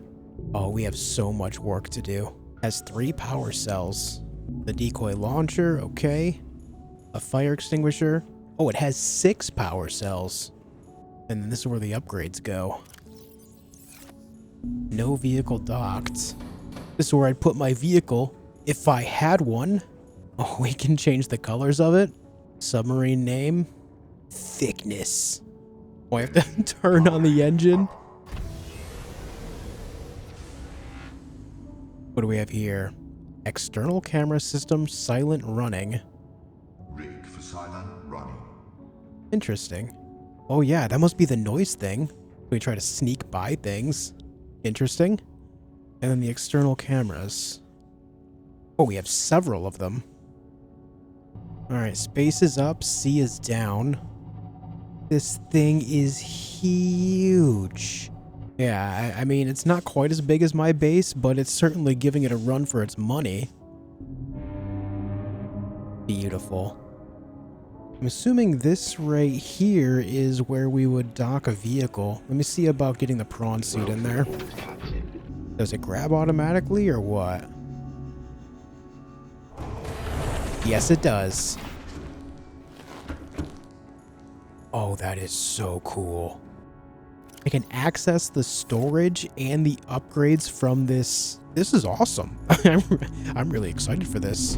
Being able to park the prawn suit inside the Cyclops makes me unreasonably happy. It just foreshadows some incredibly fun adventures. I was far from finished here though, as I had 4 different arms to make for the prawn suit next. I started with the drill arm since its description tells me that I'll finally be able to mine the large deposits I've been seeing around. Before making use of this though, I remembered something. The majority of the deposits I've seen have been in the deep cave nearby, and all the entrances to it are rather vertical, which doesn't bode well for the prawn suit. To assist with this, I wanted to take time to make the grappling arm in hopes that it'll help with vertical maneuverability. To make this, I need more benzene, which requires blood oil, so I hopped into the Seamoth for a trip. Leaving the beacon here is paying off big, making it so I can easily find the blood oil I need. I gathered enough of it to make 4 total benzene in hopes it would last into the future. I crafted the grappling arm, equipped it onto the prawn suit, and tested it out. Oh yeah, I got him. It's like fishing. Oh, it's taking me to him. Hold on. Does the drill hurt him? Oh my god, it does. The drill is a weapon. The potential for mech-based combat here is pretty high. Now, it's time to test the drill arm. Oh, we're going in. Show me a large deposit. Perfect. A big old lithium one. Drill lithium. Yes! Give me the lithium! Oh, and it adds it to the vehicle storage automatically. Very nice. It gave me 12 from a single node. That is glorious. I filled up my prawn suit and personal inventory with more lithium, and I found a silver deposit too, so I drilled that. Before I took my leave though, I just had to test the grapple and drill combo on a crab snake. Ooh, it's sick. I've attached to it. Will it take me with it? Oh god, it's all over me. But I'm drilling it. It's just taking me with it. All I have to do is just hold the button down. And I'm just bleeding it. And just like that, it's dead. It did do 29 damage to me, but took it out. Completely armored. I put away all the lithium and silver and got started on the next part of my project, the propulsion and torpedo arms. The lithium I gathered was already of good use here, making these crafts quick. Of course, I had to make torpedoes to go with the torpedo arm, and I already had everything I needed except for one thing: gas pods. Those come from the stinky manatee lookalikes, and they're quite easy to gather. The first torpedo type is Vortex, which creates a gravity well on impact, and the next is the gas torpedo, which creates a gas cloud. Where do I put the torpedoes? Right in the torpedo arm. Okay. The propulsion arm is exactly as you'd expect, a larger variant of the tool I made earlier. When testing the torpedoes, I had some issues since the sharks I was trying to use them on were getting launched far away from the vortex, but since they're simple to make, I just make a bunch of them and keep them around for when I want to use them. What I can do in the meantime when I'm not actively using these is I can just put them all in storage here. Oh, that's perfect. 8 of each plus both arms. The next adventure was getting close, but I still had a bit to do. I prefer to be over-prepared rather than under-prepared, so I made as many mods for the Cyclops and Prawn suit as I could. I spent all of day 41 gathering resources for this, and on day 42 I was able to install everything. I first installed the Cyclops engine efficiency module that I found on the Aurora earlier, and followed it up with a depth module Mark 1 that gives me 900 meters of depth, a shield generator that makes the Cyclops temporarily invulnerable, decoy tube upgrade that allows for a total of 5 decoys to be loaded up rather than just 1, and a vehicle docking bay repair module which does exactly that, repairs the prawn suit whenever it's docked inside the Cyclops. I made a bunch of decoys to match the module I just made, and got started on the prawn suit modules. Unfortunately, I needed several resources I haven't discovered yet for many of these, but I could still make some generic modules like increased storage, engine efficiency, and hull reinforcement. Like I said, better over-prepared than under. For the final bit of preparation before going on a big adventure, I loaded up the Cyclops storage lockers with all sorts of goods. Extra food and water, my purple and orange tablets, extra power cells and batteries, and I even offloaded some lesser used tools to have them nearby if I needed them in the future instead of being left without them. While I was gathering some titanium and copper to make extra beacons, I discovered a fish that has a unique ability to even fool my PDA. What the? Ah! You know what? A mesmer is a perfect name for this fish. Perfect name indeed. The last time I saw the word mesmer was in Guild Wars 2, and this fish was on point for the idea. Now, it's finally time to go on an adventure to areas that needed more exploration, and perhaps exploring new areas for the first time. I had some unfinished business in the area surrounding the enforcement facility, so that's where I headed first. If you recall, I found a fragment of the nuclear reactor here earlier, and the goal now is to finish the blueprint so I can make use of it. I ended up going a bit far in the wrong direction, however, leading to a terrifying encounter. Ecological dead zone. Adding report to databank. Okay, I don't think I want to go that way then. Crater edge? Oh no, what is that? No, no, no, not one of these things. Get me out of here. No, no, no. I'm leaving. I'm leaving, I'm sorry. Okay, I think he accepted my apology. Yeah, the added darkness there helps make those guys even scarier. I corrected course, going closer to the enforcement facility, but I was chased off by yet another terrifying creature. Hey, you just stay away from me, bud. Oh, he sees me. He's not happy. Oh, he's not happy at all. Buddy, stop it.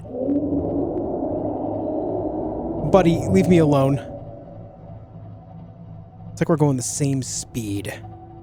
Dude, leave me alone!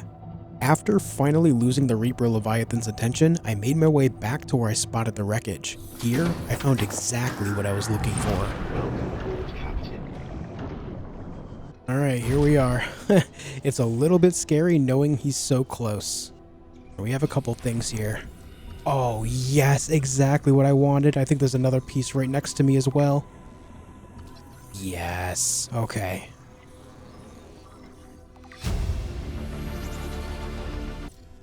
Water filtration suits.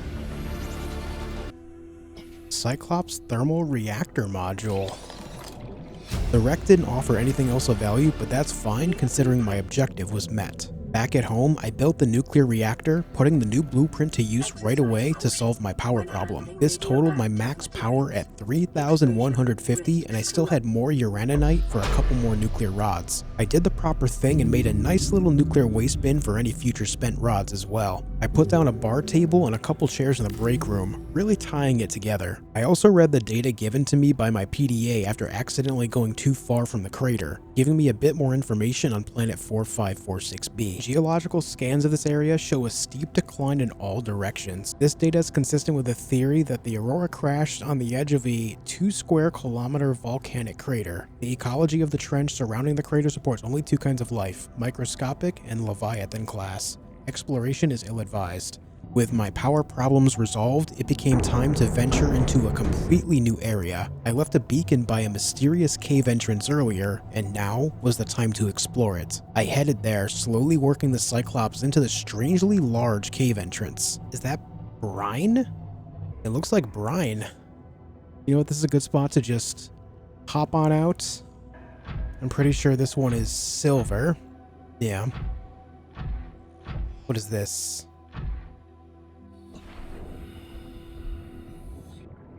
Oh, crystalline sulfur. A new resource has been found. A lot of silver right here. What's all...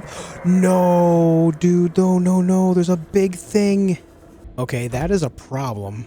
That is a major, major problem. Just going to carefully grab more of this sulfur. Oh, there's nickel here.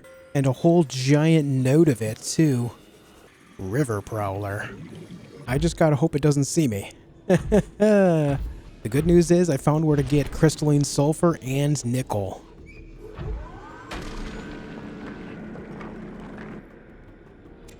You're making me nervous, dude. Oh, he's biting the other fish. I think it eats the river prowlers. Please don't attack me. We have a problem. Yep, big problem. It's biting me. I'm drilling it, though. Come here. Hey, you started it, dude. You started it. I don't know if this thing can die based on the fact that it goes into the wall, but I gotta try. This is a real, this town ain't big enough for the both of us moment. It's taking me out of the cave. Okay, I'm gonna let go. I'm going back in. I think I chased it off. I wonder if it'll come back. I was able to chase off the ghost Leviathan for now, taking advantage of the safety to mine as much nickel ore and crystalline sulfur as I could carry. I also found a massive fossilized skull, teaching me that I should be grateful about not encountering this creature. Gargantuan fossil, the fossilized remains of an extinct super predator. Its sheer size would have prohibited it from entering such an enclosed space, suggesting the geography of the planet has shifted around over time. A true apex predator. Approximately 3 million years old. Calculations suggest this is only the front third of the specimen. There are a series of precise angular indentations on the rib cage, suggesting a third party has taken samples from the specimen at a previous time. With my storage now full, it was time to take my newfound resources home. However, I had yet another potentially stupid idea that would teach me a lot about my combat capabilities. I kinda want to get crazy with this. I want to see if I can scan this guy. The other one seemingly ran off, and it never came back. Wait. There's 2 of them here now. One of them must be the one that I was attacking, because there's only one previously. Alright, I'm gonna... oh, I'm nervous. Better pull out the right weapon. I'm so nervous I was gonna use the repair tool on him. Okay. Here we go. That didn't work! Why? It goes through him! No, no, no! Okay, panic scan. Nope, okay. Where's my prawn suit? I think we tried torpedoes. There he is. Hopefully the torpedoes can impact. They can. Big moment. Oh, the other one's on me too. Oh god. Okay, I don't think they see me for the moment. Okay, he does. Wait, where'd the other missile go? The other one missed. Oh no. Okay, put on this one again. Get back here.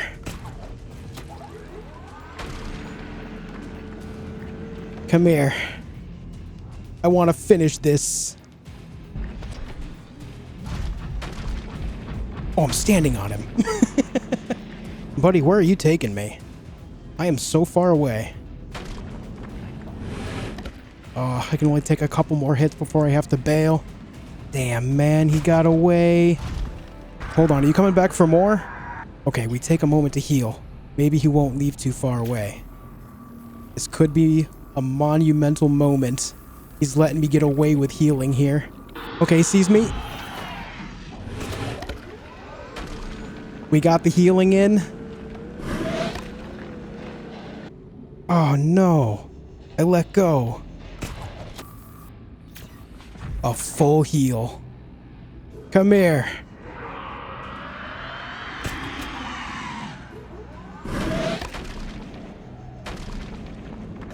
It's so hard to avoid getting bit by him. Wait. Wait, he's dead. I got him. He's dead. I did it. Oh, I did it. Ghost Leviathan Juvenile? This is a juvenile? Ghost Leviathan Juvenile. This large predator has adapted to live in deep waters and dark cave systems, attacking anything and everything in its quest to grow larger. They display a remarkable rate of growth which shows no signs of stopping, suggesting that they must abandon their hatching grounds before they grow too large and make for more open waters. Assessment: avoid. They better avoid me if they know what's good for them.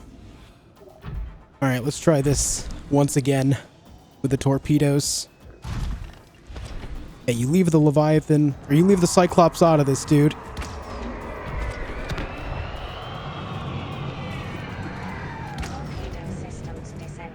Okay, let those torpedoes do their thing. And refill. Very good. Do it again.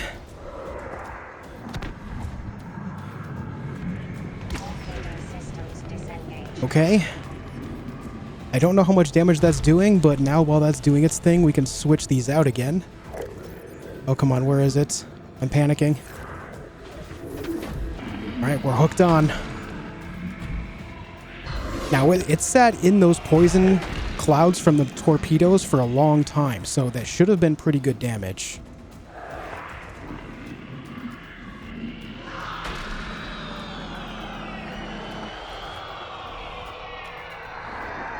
Oh, that is a noise, dude.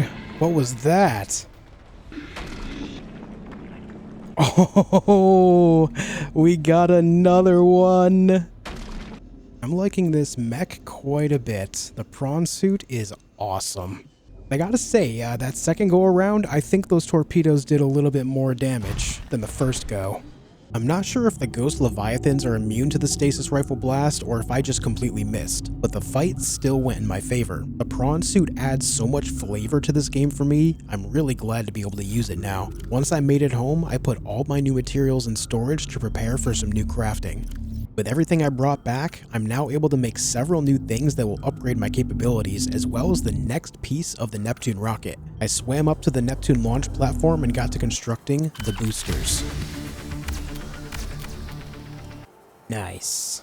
The next things I made were 4 new mods for the prawn suit and Cyclops. The jump jet upgrade giving the prawn suit increased jet capabilities, prawn suit depth module Mark 1 and Cyclops depth module Mark 2 giving them both a depth range of 1300 meters and a fire suppression unit for the Cyclops. I haven't seen it happen yet, but I'd rather not have to deal with fire inside the Cyclops, so this will be nice in case of emergency. With all of that prepared, I took a moment to make an alien containment aquarium. Considering I no longer have power issues, I wanted to see what this could do. It turns out you can plant things inside as well as put eggs inside to hatch them. I dropped all the eggs I've been hoarding inside and noticed that some started to pulsate. Considering most eggs I've ever seen in my life take a while to hatch, I didn't plan on sticking around to wait. With all my new upgrades, exploring more of the deep brine cave area became the plan. Once there, I hopped into my prawn suit and got to explore more comfortably knowing the ghost Leviathans weren't going to chase me around. I almost immediately ran into a familiar sight, a door with a force field holding back water that harbors an alien arch. I couldn't do anything here though, so I left a beacon marked Alien Arch 1 so I'd be able to find it again easily in the future.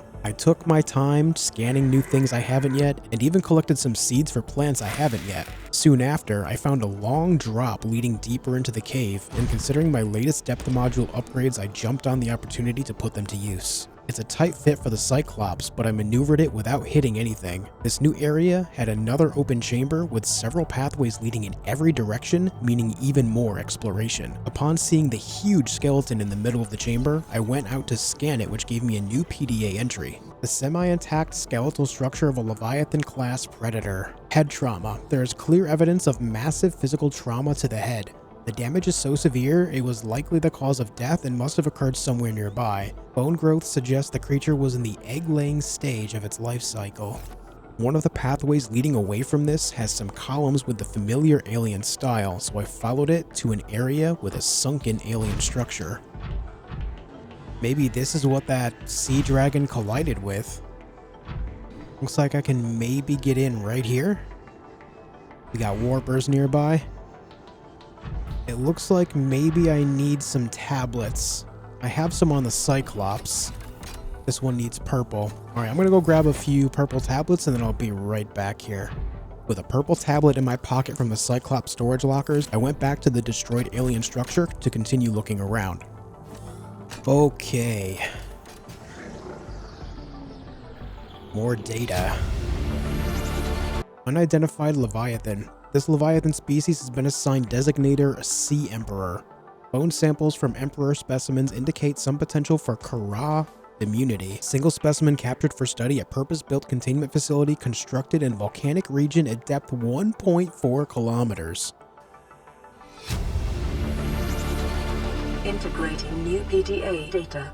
Leviathan detected at facility perimeter closing at high speed. Exterior anchor cable impacted with massive force. Exterior anchor system buckling. Facility sinking. Collision with seafloor. Breaches detected in containment unit 7. Leviathan eggs.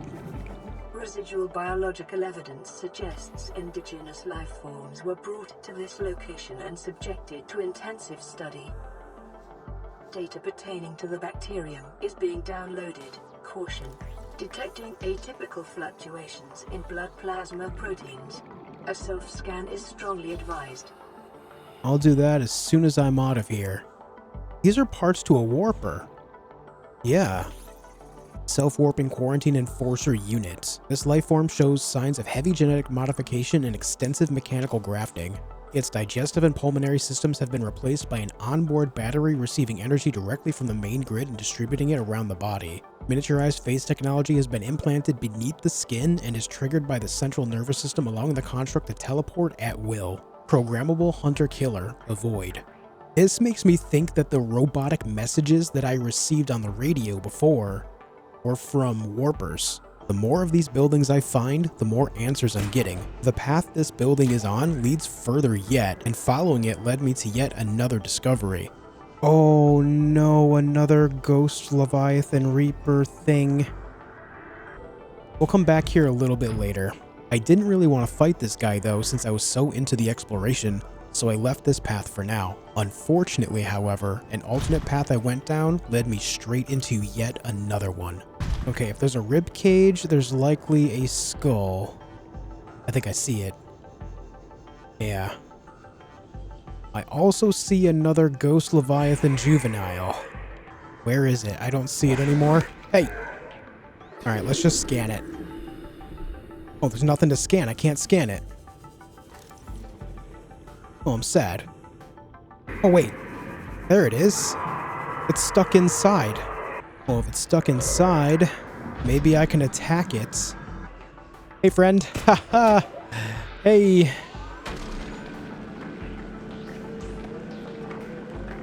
Oh, yeah. I'm like stuck on it. Hell yeah. Just doing that damage. Oh. Looks like it's getting out. If I'm going to be able to freely explore this area, these things have to go. This one seems rather dumb, though. It gets stuck in that thing's mouth, and now it's trying to swim through the ceiling here. They're big, they're scary, and they're hungry, but they are not smart. They also happen to be incredibly tanky. I gotta tell you, man, the real MVP is the grappling arm. I'm holding down both mouse buttons so hard I feel like I'm gonna break it. Welcome to Skullytin's Deep Sea Rodeo.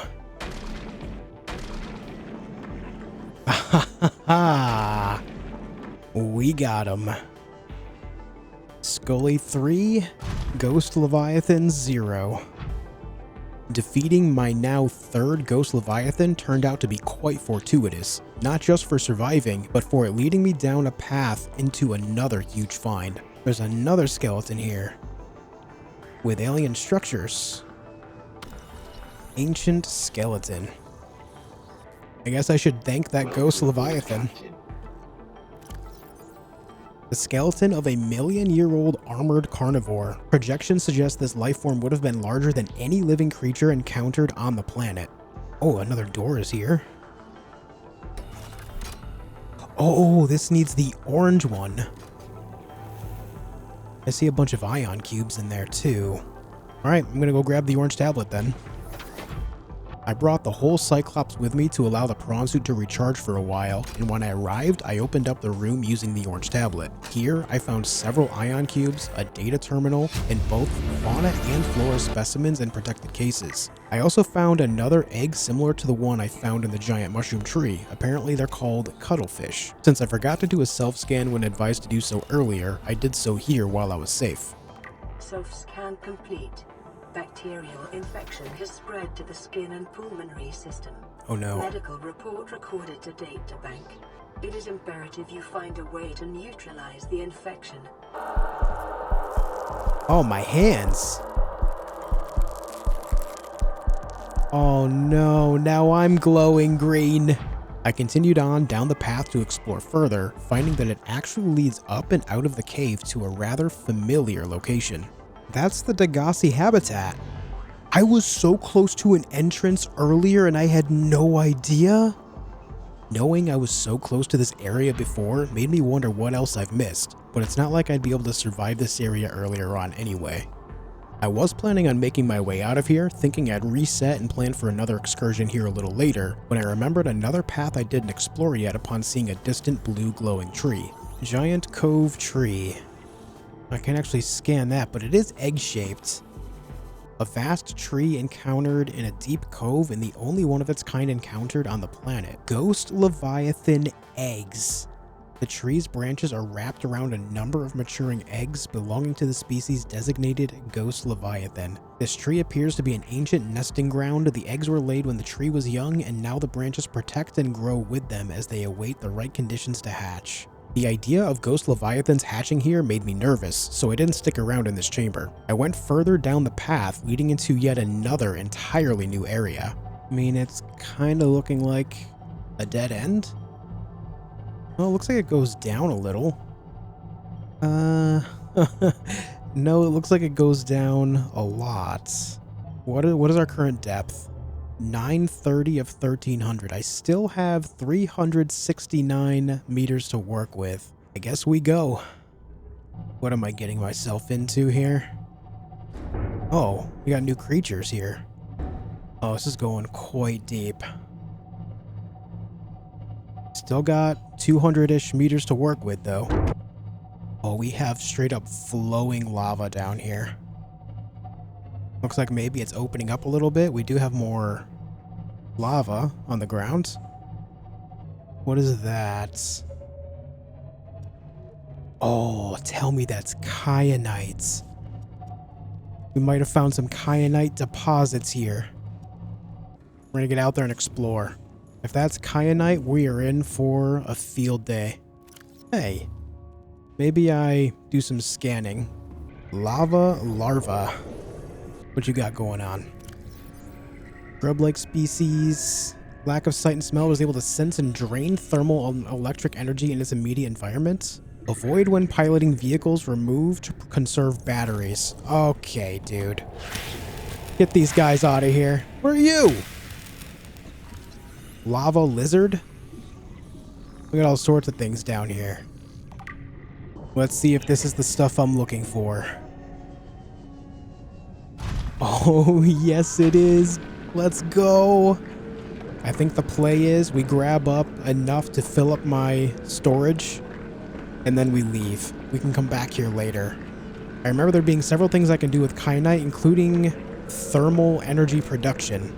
I wasn't exactly sure of what I'd find here, but I was pleasantly surprised. The discovery of kyanite opens up a ton of new blueprints I can now craft, and there's seemingly more to explore here. For now, I left to take advantage of the huge kyanite haul with the plan to come back here afterwards. It took me more than half of a day to ascend out of this area and out of the cave to make it home. Once I arrived, I was immediately met with a big surprise.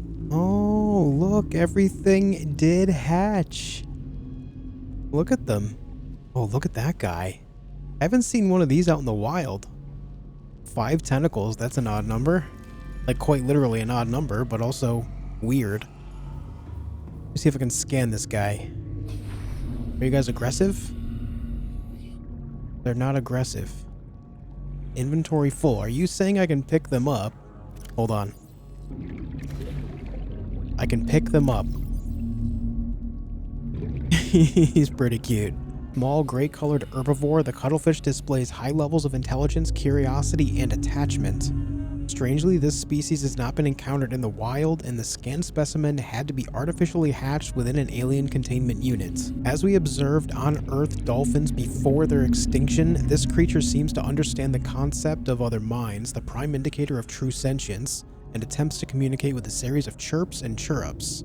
Assessment: emotional connection between living creatures is an essential component of psychological health. Let's get him a friend. I found this other one, so we'll let that one hatch in here too. The kyanite allows me to make several new mods for my vehicles, and crafting them was easy since I had everything already available except for titanium, which I used the scanner to simplify. I crafted new depth modules for the prawn suit and Cyclops, allowing for up to 1700 meters each, as well as thermal reactors for both that recharge power cells in hot areas, absolutely perfect for the area I found the kyanite in. I received a message on the radio while I was out earlier, the first time in a long while, but unfortunately, it was completely untranslated. After a bit of upkeep, I crafted both a purple and orange tablet to replace the ones I used in my last venture, and with that, I was ready to return. On my way back to the deep lava area in the cave, I went right over the trench in the mushroom forest that leads to the alien arch. I took a moment to place a beacon here so I could find it easier in the future. Before delving deeper in the cave itself, I had some unfinished business to take care of. I left behind a ghost Leviathan, and since I had a fresh stock of torpedoes, I wanted to take it out.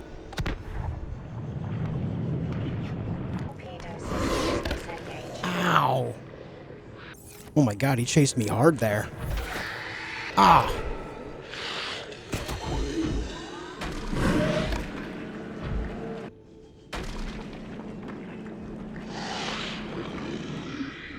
At this point, I feel like the torpedoes are near useless for damaging these guys, but I'd have to test them out on other things later. I ended up taking this one down the way I did the others using the grappling arm and drill tactic. Taking out this monster was rewarding despite the extra effort needed, as this area turns out to be another way down to the volcanic area. Making it to the end of the path leading into a larger chamber, I discovered something I wasn't expecting to see. What? Oh, I'm not even all the way in the room. What was that thing? It has arms and tentacles. We have a skeleton here as well. What are you? You are glorious. Based on its fire breath, I think that might be a sea dragon. Just a hunch. Are you gonna attack me now? You are fast. Oh my god. It's looking right at me. Oh god. Yup. Hey dude. Don't attack me again. No. Okay, hold on. Creature decoy. Yep. Okay, it's focused on something else. I think maybe it took the decoy. Fire detected. Where's my suppression system? This is a first for me. I don't know. Okay, maybe repair these. Yes, perfect. It's mostly... Oh, activate...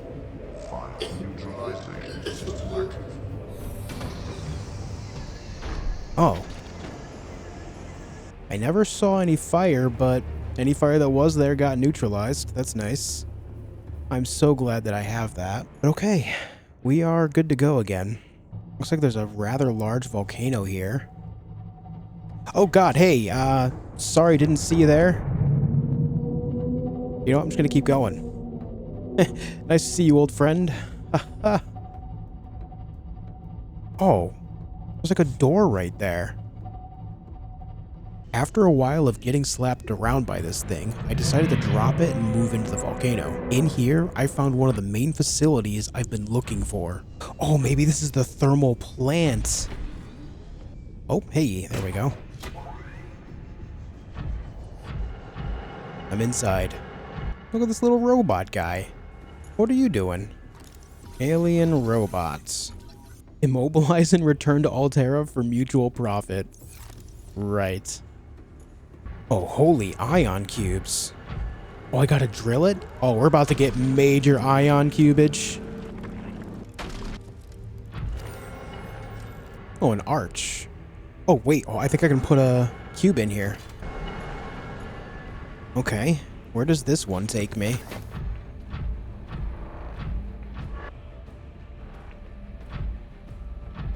Oh, this is the enforcement facility.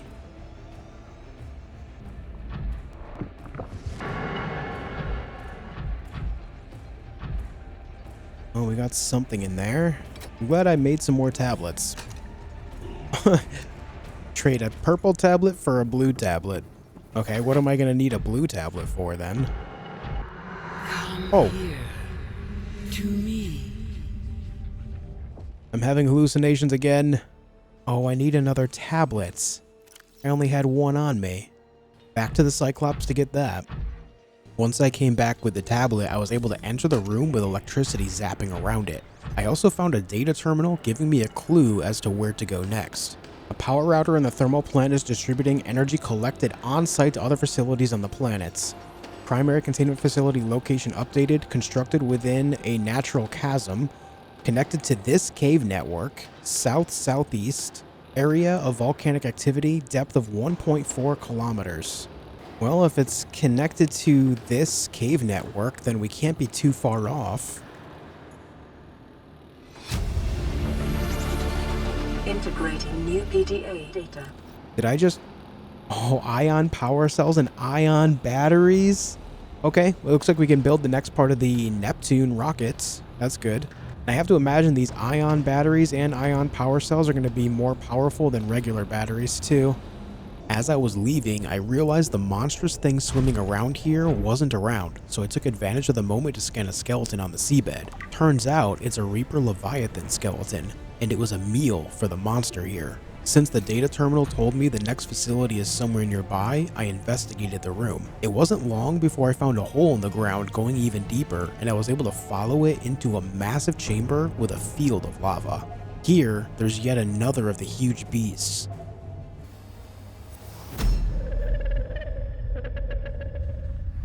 I am what you seek. Want to help you. Okay, so the hallucination wants to help me. Moving the Cyclops into the open here seems like a bad idea, so I used the prawn suit to maneuver along the wall in relative safety. I used the blue tablet to get inside the facility, avoiding the monster altogether. Inside, I found a large room with some ion cubes to mine in the center. The door ahead of me requires another blue tablet, but I already used it. Fortunately though, I was given the blueprint to craft more. This would mean I'd have to leave here, so I first explored the building. The main hall is filled with artifacts and protective cases ranging from unrecognizable alien things to an ancient blade originating from Earth. In one of the nearby rooms was an alien arch that I can activate with an ion cube, so I turned it on and went through. It took me back to the arch in the brine area of the cave, but at this time I had no idea as to why it would be important to come back here. In fact, in 3 other rooms in the building were more arches to activate, and they all took me to different locations. 2 of them took me to places I simply did not recognize. The 4th arch took me back to the mushroom forest, the trench arch that I left another beacon at recently. All of these locations will turn out vitally important, however, so don't forget about them. In the 5th room, I found out more information about the alien vents. Now we have like a tubing network going on. Inflow, water is being drawn from different biomes around the surface on the planets. The water temperature is considerably lower than the volcanic environment outside the facility, while microorganism and nutrient counts are substantially higher. Outflow, oxygen-deprived water is being flooded from the system and recycled back to the surface. That's just like the alien vent. Inflow vent is drawing water from the surrounding area, pumping it to an unknown location below the surface. Warm, deoxygenated water is being expelled into the atmosphere. So this is where they go. This is where the vents go to. Yeah, I can see the peepers in there. Look, there goes another one. Enzyme host peepers leaving the containment facility. The outflow pipes are filled with peepers traveling back towards the surface. Specimens show no symptoms of infection. All specimens scanned are carrying enzyme 42, which data suggests inhibits the bacterium. If peepers have evolved to distribute the enzyme via the pipe network, this may explain part of the mechanism by which life on 4546b has survived since the bacterial outbreak. The 6th room had a plethora of eggs belonging to all the creatures of this planet. The aliens that ran these facilities were testing on creatures here, trying to figure out a way to rid themselves of the bacterium problem that I also have. Sea Emperor Leviathan research data. Enzyme 42. The Emperor manufactures enzyme 42 within its stomach cavity to break down its food and will occasionally expel it into the surrounding waters. This substance was found to neutralize the effects of the bacterium, and its presence in the ecosystem today would explain how life on the planet survived the outbreak. It seems that the Sea Emperors are the potential fix to this problem, as they have something called enzyme 42 in their digestive system that takes care of the bacterium effectively, but I've yet to see a single one myself. In the final room, aside from the locked door, was a grim scene. A preserved fetus of a Sea Emperor laid here, which turned out to be the final testing subject the aliens tried to work with and failed. The data entry I gained after scanning it revealed the aliens were running out of time and manually took the fetus out of the egg in a desperate attempt to get what they needed, enzyme 42. The only room left to explore was the locked one, but I had a plan. Instead of taking the Cyclops all the way back, I could use the arches to get back as close as possible to my base and go back with the prawn suit. This saves a ton of time, as I was able to return with the blue tablet early on day 61. When I opened the door and went inside, the room was a dead end aside from a pool of water that wasn't like anything I've seen before. It wasn't translucent, it was simply a light blue. With nothing to do but jump in, I did just that.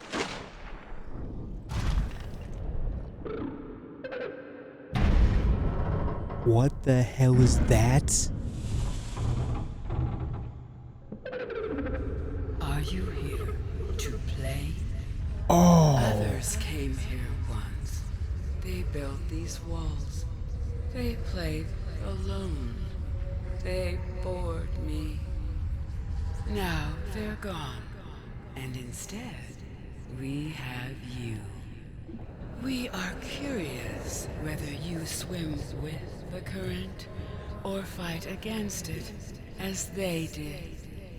That thing is way too big to be in this room. And yeah, this is very different than the other thing, which I assume is a sea dragon, and this is a sea emperor. But it seems potentially friendly? What do we have going on here? Looks like she has some eggs. There was a sea emperor stuck in this pool all along, and it was the creature causing the hallucinations in an attempt to speak with me. After activating the machine holding sea emperor eggs, the creature spoke to me again, bargaining with me. My young need to hatch, to play outside this place. We have been here so long. The others built a passage to reach the world outside. I asked them for this freedom, but they could not hear me. If you help us, I will give you freely what the others tried in vain to take. But how am I going to get through that arch if I can't power it on? I'm not seeing a thing here. Oh. You'll just blast it with some water. With the passage you have opened, my young can leave this place. But first they must feel the time is right and break free of their shells. This is what the others could not force from me. To you, I give the secret willingly. New blueprint acquired. Hatching enzymes. I knew where to get a couple things for the hatching enzymes, but that left 3 that I had no clue. I searched the area around the Sea Emperor in hopes that I'd find everything I'd need here, but struck out. I did end up finding a sea crown and claimed a seed, but nothing else that I need. While I was searching here, I found an arch that was a different shape than all the others I've seen so far, and when I activated it, I found out it transports me to the upper area above the Sea Emperor's pool.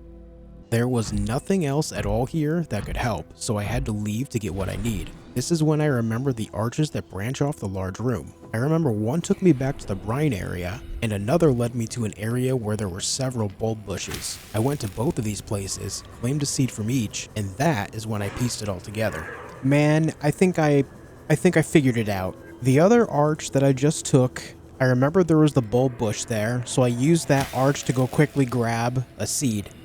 I just did the same for this one because I knew there was a ghost weed here since I gathered one here earlier in my playthrough.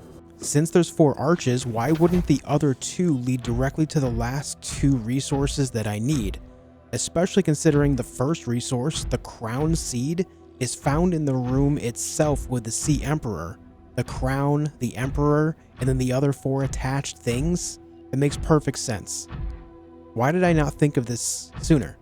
Getting the last 2 resources I need proved easy once I realized what was going on. There was still a small problem, however, as I needed a fabricator to make the hatching enzymes. I did again what I did earlier, going back home with the prawn suit, crafting the hatching enzymes, and making my way back to the Sea Emperor. As soon as I entered the room, I put the hatching enzymes into the machine and watched the magic happen. Oh, those things work fast. Oh, look at them. Can I scan you? Sea Emperor Juvenile. I should probably scan the actual Sea Emperor too. No, I can't scan you. No scan.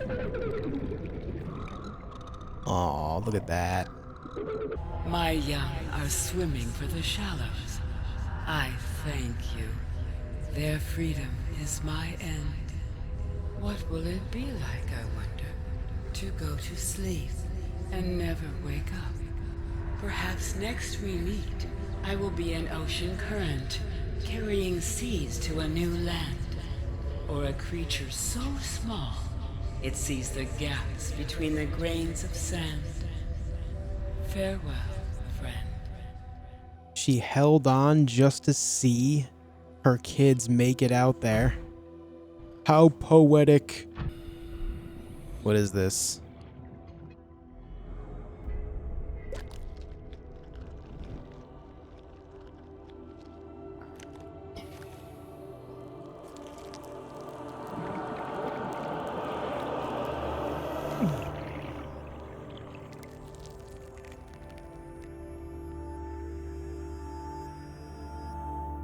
Did that cure me? Self-scan complete. Vital signs normal. No remaining sign of bacterial infection. Yo, we did it. Job's done. I am cured. So what does that leave me off to do? I need to finish building the rockets, the Neptune Rocket, but also I need to turn off the enforcement facility.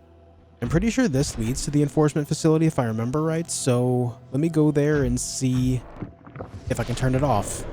If you remember far earlier in my playthrough, in the top room here, I was tested by a computer that read I was infected by the bacterium and locked me out of powering it down. Now that I'm no longer infected though, I should be able to do just that. Alright, wish me luck.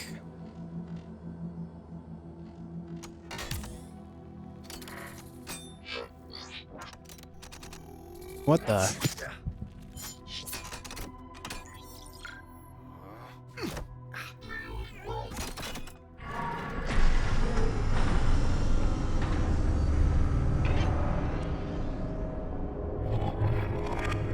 Oh, it's turning off. It's turning off. Yes. Now, all I had to do was build the rest of the Neptune rocket and I'd be able to leave. I went back through where I came from, made my way back to the Cyclops, and hatched another stupid idea. I want to scan the monster down here, and I wasn't leaving until I did. The one I found protecting this facility earlier wasn't here anymore, so I made my way back up to where the other one was that attacked me. It took a long while to find it, but then I heard and saw it at the same time. Ooh, I see it. I see it, I see it, I see it. Let's hope that it comes back this way. Oh yeah, here it comes. Please work, please work.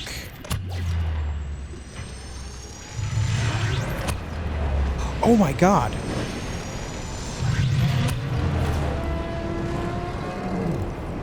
It seems to work. I just kept blasting. It is a sea dragon Leviathan. It is indeed. Deal with another blast so it can't attack me. And I'm getting the heck out of here. Not wanting to anger the sea dragon anymore, I left immediately to make my way home. Once I arrived, I finally read the sea dragon data entry. The sea dragon's size and the restrictions of the cave systems they inhabit suggest their population numbers are extremely low, perhaps in the single digits. While it's not unusual for larger predators to sustain lower populations, it is possible the sea dragon's food sources have diminished over time. This species may be nearing extinction. Knowing I was able to leave the planet soon had me excited. I gathered materials with a purpose to craft everything I need to build the rest of the rocket. And just like that, the Neptune rocket was finished. All that was left to do was board, power it up, and leave. Neptune 1 rocket online. It's finished. I guess that means I can leave.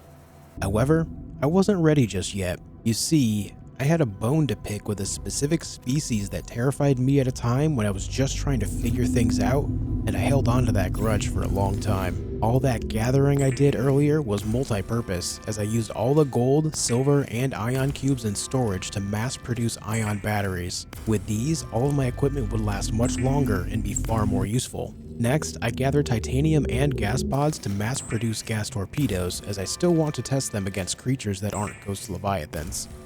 Once the prawn suit was fully loaded, I made my way to the location I first encountered a Reaper Leviathan. The strategy was simple. I lure the Reaper onto myself, blast it with a stasis rifle, and load its face up with gas torpedoes. Oh, I hear you screaming. There he is. Come over here.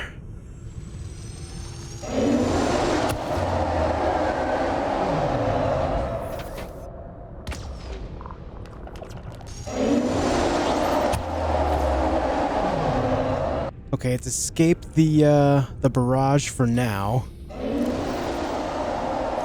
He's over there contemplating life, I guess. Okay. That was close.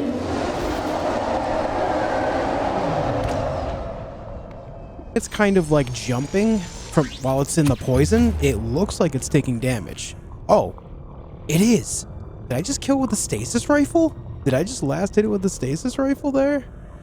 But all right, the poison torpedoes can definitely take it out pretty well. They definitely work.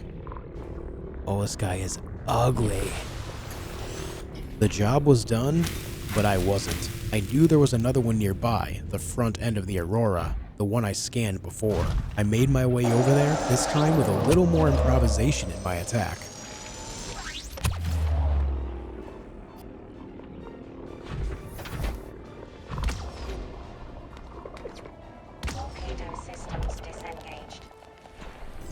I'm all out of gas here. Alright, we're going with the knife. I don't know how much damage this is doing, but it's all I've got.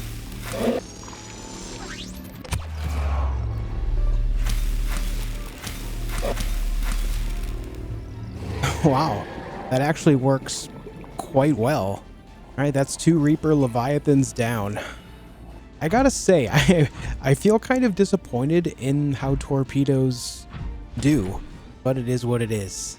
I had a good time using the stasis rifle to eliminate something I previously thought was terrifying, so much so that it wanted to do more. I began venturing into deeper waters, waiting to hear that trademark roar. This time though, I ran into a situation that was much more difficult to deal with. There you are.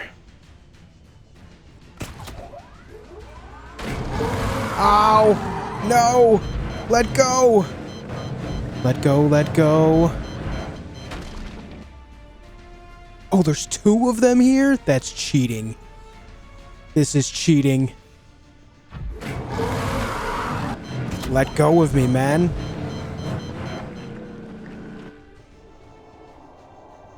Oh. The Sea Emperor's out here. The Sea Emperors have grown already? That thing is huge. Perfect.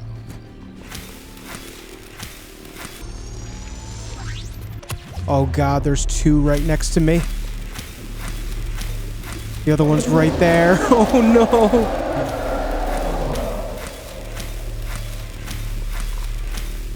Alright, that's 1 down.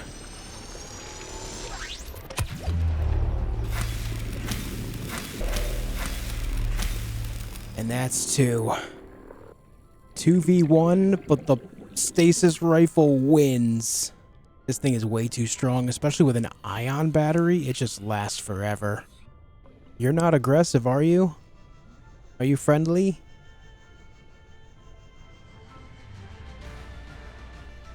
It seems pretty friendly. That makes me so happy. I hear another one. There's a 3rd one here?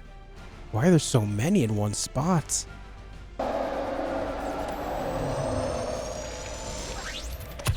Oh no, it went right through! Well, I better heal up. Nice. You can't do nothing about it, man. You can't do nothing about it. Another one down. Knowing the Sea Emperors were rapidly growing made me feel great, and protecting it from so many Reapers even more so. It became official. I wasn't leaving this planet until I slowed down the Reaper population to a manageable point. I made my way home to refill my resources and begin my hunt. Once I was ready, I left to explore the ocean for any Reaper Leviathan that I could find. I spent the next 30 days searching, finding a total of 15 Reaper Leviathans and eliminating them using a variety of methods. Everything from gas torpedoes, to blasting it with a stasis rifle and slashing with a thermal blade, to doing it like I started with the Ghost Leviathans by attacking them with my grappling arm and drilling them in the face. I found the majority of these in the areas to the west and northeast of my base. I'm not sure how many there are in the surrounding waters, but after the few I found earlier in my playthrough struck into me, and being able to handle so many of them without issue now, I felt satisfied. Whoa, what happened there? Oh god, not again. Oh god, please don't kill me, man. Oh, you know what? Maybe I just need to get bit by them more often. They seem to be dying at a pretty steady pace when I just let them chew me up. Because then I can drill them right in the mouth. With day 100 rapidly approaching, I headed back to base to take care of something before leaving. I think overall, I really enjoyed this game. This game turned out to be something more than I thought it was going to be. It really did. After playing games like Grounded and Valheim, I got this game recommended to me so much. Just so much. And so I finally caved in, and I'm glad that I did. I loved the base building. It was simple, but also it just has a great vibe to it. It just feels good to make your own place to live in this game after, you know, living in the ocean and then finding a way to just make it work, including outdoor farming, you know? And let's not forget indoor farming as well right here. I love this room. It looks so cool. The fact that I can make my own bedroom, I mean, this room is nice. I did end up blocking my view from this room going out into the ocean with the large room there. But outside of that, I mean, I really like what I did in here. It feels nice. It does. The story aspect of the game I kind of wish it were deeper, but I'm not disappointed by it not being deeper. This is the type of game where you just kind of want more, even though it offers so much. And I guess I appreciate it for that because, you know, I know there's a Subnautica 2 on the way. I know there's Subnautica Below Zero. Perhaps I play these in the future, you know? So it's not to say that this universe doesn't have more to it. It's just that this game is over for now and there's more to come. There wasn't much left to do. However, I did take time to free all of the creatures I held in the aquarium and alien containment, and learning that I can play with the cuttlefish. Oh, look at these guys. Hey, you leave them alone, man. Play with fish? Say farewell? Hold on, let me play. I didn't know I could do this. Oh my god, he took a treat. Let's say farewell to our little friend. Oh my god. That is too cute, man. That is too cute. As I watched the sun rise on day 100, it became time to leave. I headed up to the Neptune Rocket to finally leave planet 4546b.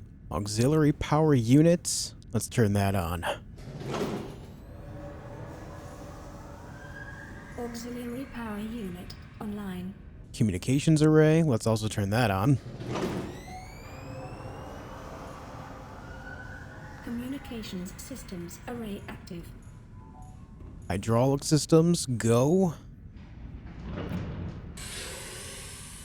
Pressurizing hydraulics.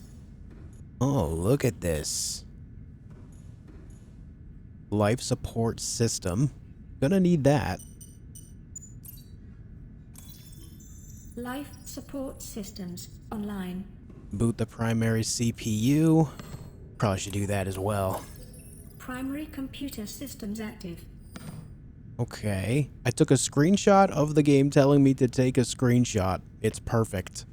Empty. Oh, I can put things inside here. Well, Seaglide takes up the whole thing. Oh, you know what? The Stasis rifle is probably the MVP of the entire game. If I had known how effective it was going to be, I would have used it way more. But all the same, let's go ahead and pack our thermoblade in there and a repair tool. Why not? And then message. Good luck, nerd. Okay, we're ready. Time capsule ready. Launch rocket? Do we just go? I guess so. We're getting out of here. I'm leaving. It's been fun. 5, birds? 4, 3, 2, 1.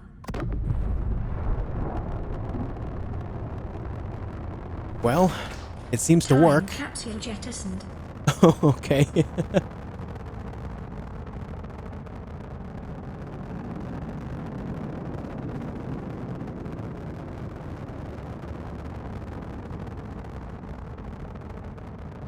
Caution. Approaching orbital debris. Good thing we have the shield. Oh no. Not again. Orbital debris field clear. Performing gravity turn maneuver.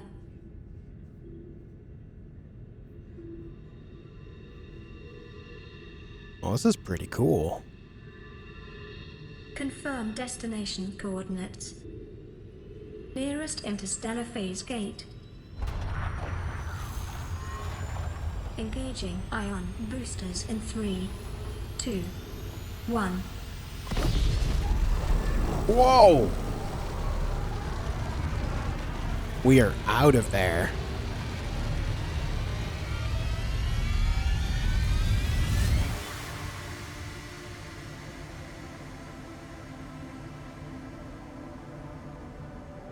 What is a wave without the ocean? A beginning without an end. They are different, but they go together. Now you go among the stars, and I fall among the sand. We are different, but we go together.